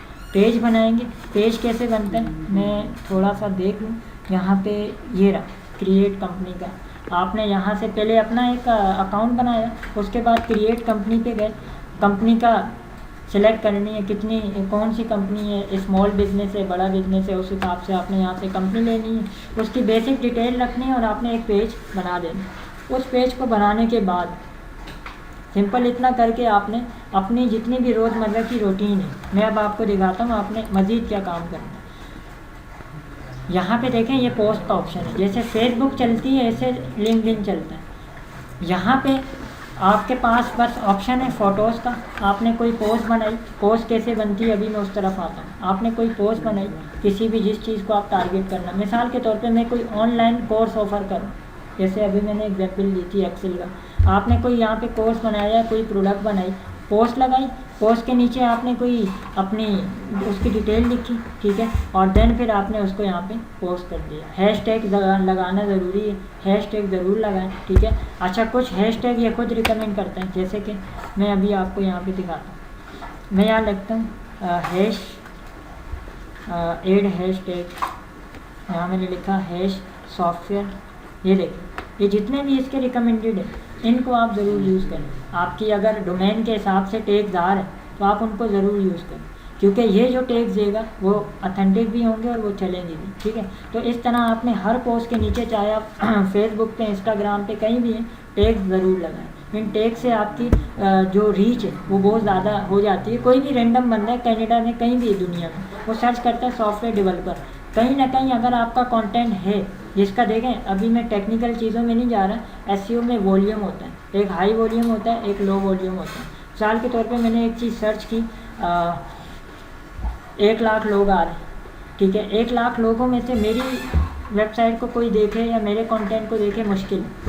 अगर मैं लो वॉल्यूम में से कोई, मेरा वॉल्यूम लो है, लो डोमेन में काम कर रहा है, तो ज़्यादा चांसेस हैं कि आपका उस कंटेंट को, आपकी सिलेक्शन होना आसान हो जाएगी। मिसाल के 1600 लोग हैं जो देख रहे हैं, उन 1600 लोगों में से आपकी सिलेक्शन होना आसान है। अगर 1 लाख या 1.5 लाख लोग देख रहे हैं या उस पूरी पोस्ट को, तो उसमें से आपकी सिलेक्शन या आप तक पहुंचना मुश्किल हो जाएगा। तो एक लो कंपटीशन होता है, लो वॉल्यूम होता है, एक हाई वॉल्यूम होता है। तो हम कोशिश करते हैं कि लो वॉल्यूम में हम अपना कहीं ना कहीं काम करें, तो वहाँ पे हमारी जो चीज़ें हैं वो रन होना शुरू हो जाती हैं। तो एक लिंक्डइन का काम है, इसमें करना कुछ नहीं है। जैसे फेसबुक पे डेली हम पोस्ट डालते हैं डिफरेंट किस्म की, इसको भी आपने मेंटेन करना और कुछ भी नहीं करना। और जितना कितना आपको लगे, जैसे अभी मैंने आपको एग्जांपल दी, नेटवर्क पे गए, आपको लग रहा है कि मिसाल के तौर पे मैं थोड़ा नीचे आता हूँ, मुझे ये बंदा लग रहा है ये मेरी फील्ड का है, मैंने इसको कनेक्ट कर दिया, इसके पास एक नोटिफिकेशन जाएगा, ये देखेगा, मेरी प्रोफाइल रीड करेगा, अगर इसको समझ आएगा कि वाकई इसका कुछ फ़ायदा हो सकता है तो ये मुझे एक्सेप्ट कर देगा। इस तरह आपने अगर 250 कनेक्ट भी बना लिए अपने उसके अंदर, तो आपकी एक अच्छा प्रोफाइल बन जाएगी। देन फिर आपको आहिस्ता आहिस्ता एंगेजमेंट भी आना शुरू हो जाएगी और आपका जो काम है वो स्टार्ट हो सकता है, ठीक है। तो ये तो हो गई लिंक्डइन की बात। अब आते हैं फेसबुक की पोस्ट कैसे बनाएं, ठीक है। फेसबुक की पोस्ट के लिए अमूमन फ़ोटोशॉप यूज़ करते हैं लोग, ठीक है, कुछ लोग इलस्ट्रेटर भी यूज़ करते हैं, लेकिन मैं बिल्कुल ही आसान तरीके से आपको समझाता हूँ कि आप कैसे बना सकते हो। तो एक वेबसाइट है, मैं समझता हूँ ये वेबसाइट काफ़ी अच्छी है, आप इसको यूज़ कर सकते हो, इसका नाम है कैनवा, ठीक है। मैंने पहले भी बहुत सारी क्लासेस में और बहुत सारी वर्कशॉप में इसका जिक्र कर चुका हूँ। बहुत ही आसान वेबसाइट है, इसके ऊपर आप बहुत ही लिमिटेड टाइम में एक अच्छा जो है डिज़ाइन बना सकते हैं। इसमें कुछ चीज़ें फ्री हैं और कुछ चीज़ें पेड हैं। आपने इस वेबसाइट पे जाना है canva.com पे, ठीक है। अभी हम बात कर रहे थे, आपने किसी भी कंपनी के लिए एक फेसबुक का पेज बना दी, बनाने के बाद अब आपको उसका क्या चाहिए, बैनर चाहिए या कवर पेज चाहिए। तो आप देखें यहाँ टेम्पलेट में जाएं तो आपके पास फेसबुक कवर आए, इस फेसबुक कवर पे चले जाएं। जब आप फेसबुक कवर पे जाएंगे तो आपके पास यहाँ डिफरेंट किस्म के कवर शो होंगे, जिनके ऊपर आपके पास यहाँ पे डॉलर बना आ रहा है, ये पेड है। और यहाँ नीचे चलते हैं, यहाँ फ्री पे चेक लगा है, तो अब आपको फ्री वाले ज़्यादा देखना शुरू हो जाएंगे, ठीक है। तो आप यहाँ से मिसाल के तौर पे देखें, ये फ्री है, ये फ्री है, ये फ्री है, मैं इसको ले लेता हूँ, इसको ले लेते हैं, ठीक है, इसको लेते हैं और इसको यूज़ करते हैं। मैंने यहाँ से इसको ओपन किया और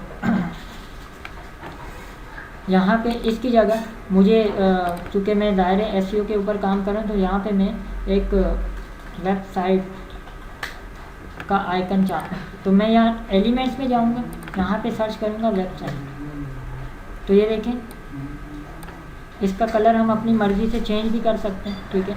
फ़िलहाल मैं यही रख रहा हूँ और या हम इसकी जगह कुछ और कर देते हैं, ये कर देते हैं, ठीक है। तो ये देखें, इसका हम अंदर से कलर सारा चेंज कर सकते हैं।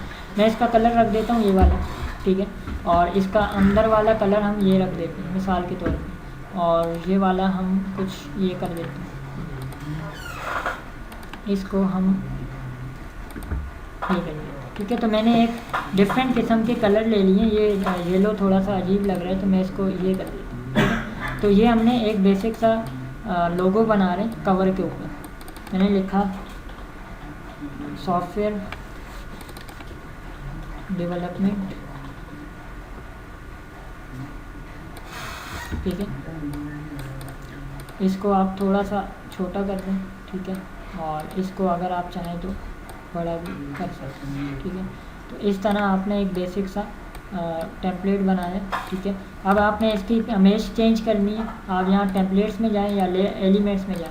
यहाँ से आप बैकग्राउंड, मिसाल के तौर पे मैं यहाँ सर्च करता हूँ FP कवर, ऐसे ही सर्च करते हैं, यहाँ पे लिखते हैं कवर, देखते हैं किस किस्म के कवर आते हैं। तो ये देखें डिफरेंट किस्म, अब ये उसको किसी और कवर में ले गया, ठीक है। तो मैं यहाँ से हम इसको बैकग्राउंड की तरफ ले जाते हैं। यहाँ मैं लिखता हूँ डार्क बैकग्राउंड, ये सर्च करते हैं तो यहाँ पे हमारे पास डिफरेंट किस्म के बैकग्राउंड आ रहे हैं। मैं ये वाला लगा देता हूँ,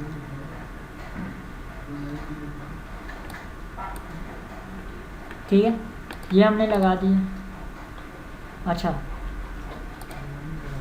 इसी तरह इस पे मैंने लिख दिया फॉलो मी, और यहाँ पे हम अगर इंस्टाग्राम के कोई आइकन लगाना चाहते हैं या व्हाट्सएप के, फ़िलहाल में इंस्टाग्राम का हम आइकन ले लेते हैं। ये आइकन आपने उठाया, इसको थोड़ा सा आपने स्मॉल किया, ठीक है, और इस तरह आपने ये लगा दिया। इसी तरह आपने बाकी चीज़ें लगाई। एक हमारा कवर डिज़ाइन हो गया। अब आपने इसको सिंपली क्या करना है, डाउनलोड करना है, PNG में डाउनलोड करें। यहाँ से हम इसको डाउनलोड करते हैं। डाउनलोड करने के बाद अब हम अपनी पेज पे जाते हैं। मिसाल के तौर पे ये मेरा एक पेज है, यहाँ पे मुझे इस कवर को चेंज करना है। तो बस सिंपली आपने यहाँ पे जाके एडिट और अपलोड फ़ोटोज़, और यहाँ पे हमारे पास डाउनलोड में ये कवर आ रहा है, ये वाला, हमने इसको सिलेक्ट किया और एडिट करेंगे तो आपका कवर चेंज हो जाएगा। इसी तरह आपने छोटी छोटी जितनी भी चीज़ें वो सारी कर सकते हैं। मैं आपको यहाँ टेम्पलेट का रेफरेंस दे देता हूँ। यहाँ पे ये देखें, आप फेसबुक की पोस्ट डिज़ाइन कर सकते हैं। इसी तरह आप यहाँ पे किसी को विजिटिंग कार्ड बना के देना चाहते हैं, वो डिज़ाइन कर सकते हैं। हत्ता कि अगर आप कोई प्रेजेंटेशन ई-बुक बनाना चाहते हैं, वो भी यहाँ बना सकते हैं। हर चीज़ बन सकती है।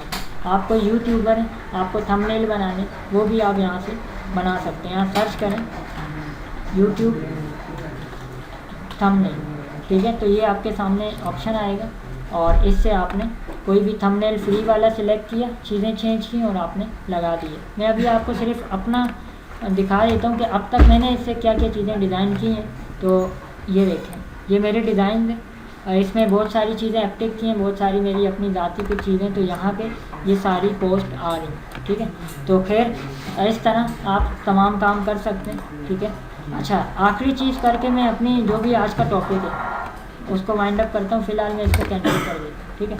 देखें, ये मेरी एक पोस्ट है, फेसबुक पे एडवर्टाइज़ कैसे किया जाता है। आपको मैं एक कार्ड दिखा देता हूँ। अगर आप स्टूडेंट हैं, ठीक है, तो आप दो काम करें। एक JSCash का अकाउंट बना दें, फ्री है। JSCash की ऐप पे जाएं, प्ले स्टोर पे JSCash को डाउनलोड करें, रजिस्टर करें। आई थिंक 50 रुपीज़ वो आपको देता भी है, ठीक है, और साथ में वो आपका अकाउंट भी बन जाता है। बनाने के बाद वहाँ पे एक ऑप्शन होता है, मैं आपको अभी ऐप से तो नहीं दिखा सकता, मैं डायरेक्टली यहाँ से दिखा देता हूँ। JSCash मास्टर कार्ड, इसकी मैं जस्ट पिक्चर दिखा रहा हूँ।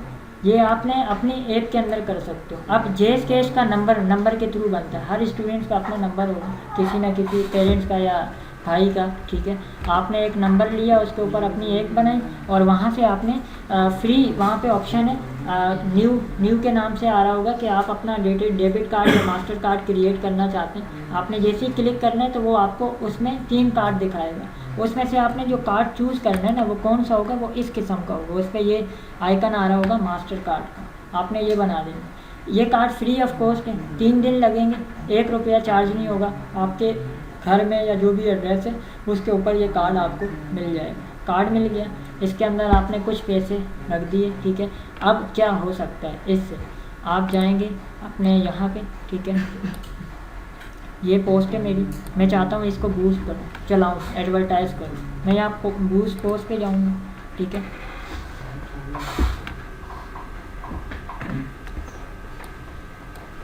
कॉल नाउ का बटन देना है, किसी को कि पोस्ट पे कॉल नाउ का बटन आए, मैसेंजर आए, क्या चीज़ आए। मिसाल के तौर पे मैं यहाँ सेंड मैसेज का ऑप्शन दे दूँ, ठीक है।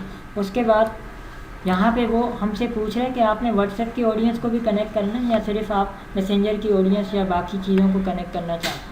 इसके साथ आप यहाँ देखें, ये चीज़ समझने की, ये आपका बजट है, पीपल की रीच बता रहे हैं कि आप इनमें किन किन चीज़ों को टारगेट कर सकते हैं, ठीक है। और इसके साथ यहाँ पे हमारे पास ये मज़ीद कुछ चीज़ें बता रहे हैं, तो मैं इसमें से अपना बजट सिलेक्ट करता हूँ। एज ग्रुप भी बता रहे हैं, आप इसमें से कौन सी ऑडियंस सिलेक्ट कर सकते हैं, ठीक है। और इसी तरह अगर आपका कोई ऑनलाइन स्टोर है ग्रोसरी का या आपका कॉस्मेटिक का स्टोर है, तो कॉस्मेटिक्स की ज़्यादातर चीज़ें उनमें अगर हम रेवेन्यू देखें तो फीमेल्स का ज़्यादा है, तो आप वहाँ पे किस डोमेन को सर्च करेंगे, वुमेंस को, ताकि वुमेंस को वो चीज़ ज़्यादा देखें, ठीक है। तो इसी तरह यहाँ से आप कोई लोकेशन सर्च कर सकते हैं, जैसे कि मैं करता हूँ कि ये जो है लाटी, इस जगह पे ये हमारी लोकेशन है। और रेडियस आप इसमें रख सकते हैं या कोई भी रेडियस रख सकते हैं कि इस लोकेशन के अंदर जो है ये चलेगा रेडियस। यहाँ से आप इसका रेडियस बढ़ा भी सकते हैं, ठीक है। उसके बाद टारगेट ऑडियंस, ये देखें यहाँ पे मैं लिखता हूँ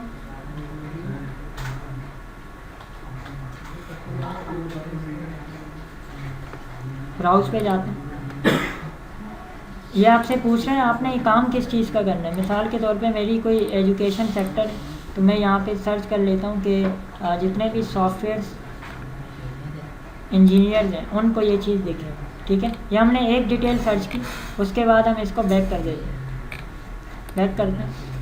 उसके बाद हम इसको यहाँ से हटा देते हैं, कंफर्म कर देते हैं। उसके बाद यहाँ नीचे आते हैं, ये देखें बजट। अभी मैंने बोर्ड पे कुछ चीज़ें लिखी थी, ठीक है, कि आपका इतने बजट के अंदर आप अपना काम कर सकते हैं। और अगर आप इसको गूगल पे जाके सर्च करें USD to PKR, तो आपके सामने ये आएगा। एक मिनट, ये मैंने कुछ गलत सर्च तो नहीं कर दिया। USD to PKR,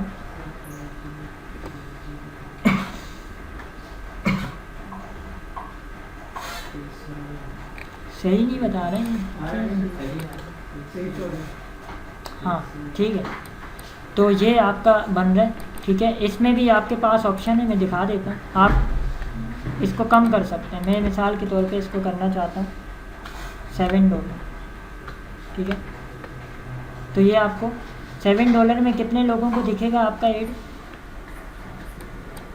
2000 लोग, 2100 तक जाएगा। आप इसके बढ़ा दें तो और ज़्यादा आप अपग्रेड कर सकते हैं। अपनी बजट रेंज के हिसाब से भी आप रख सकते हैं। मिनिमम पहले इन्होंने $4 किया था, अब आई थिंक $5 का।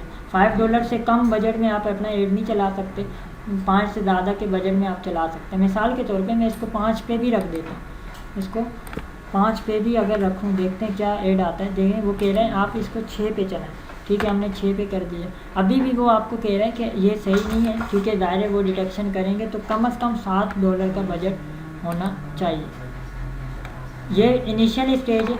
$7 कितने होते हैं आप यहाँ सर्च कर लें, आपको खुद अंदाज़ा हो जाएगा, ठीक है। कितने बन गए यहाँ? 1000। मतलब अगर आपने अपनी किसी चीज़ को सेल करना है तो आप इनिशियल स्टेप क्या ले सकते हैं, इतने तो हम खर्च कर सकते हैं ना, ठीक है।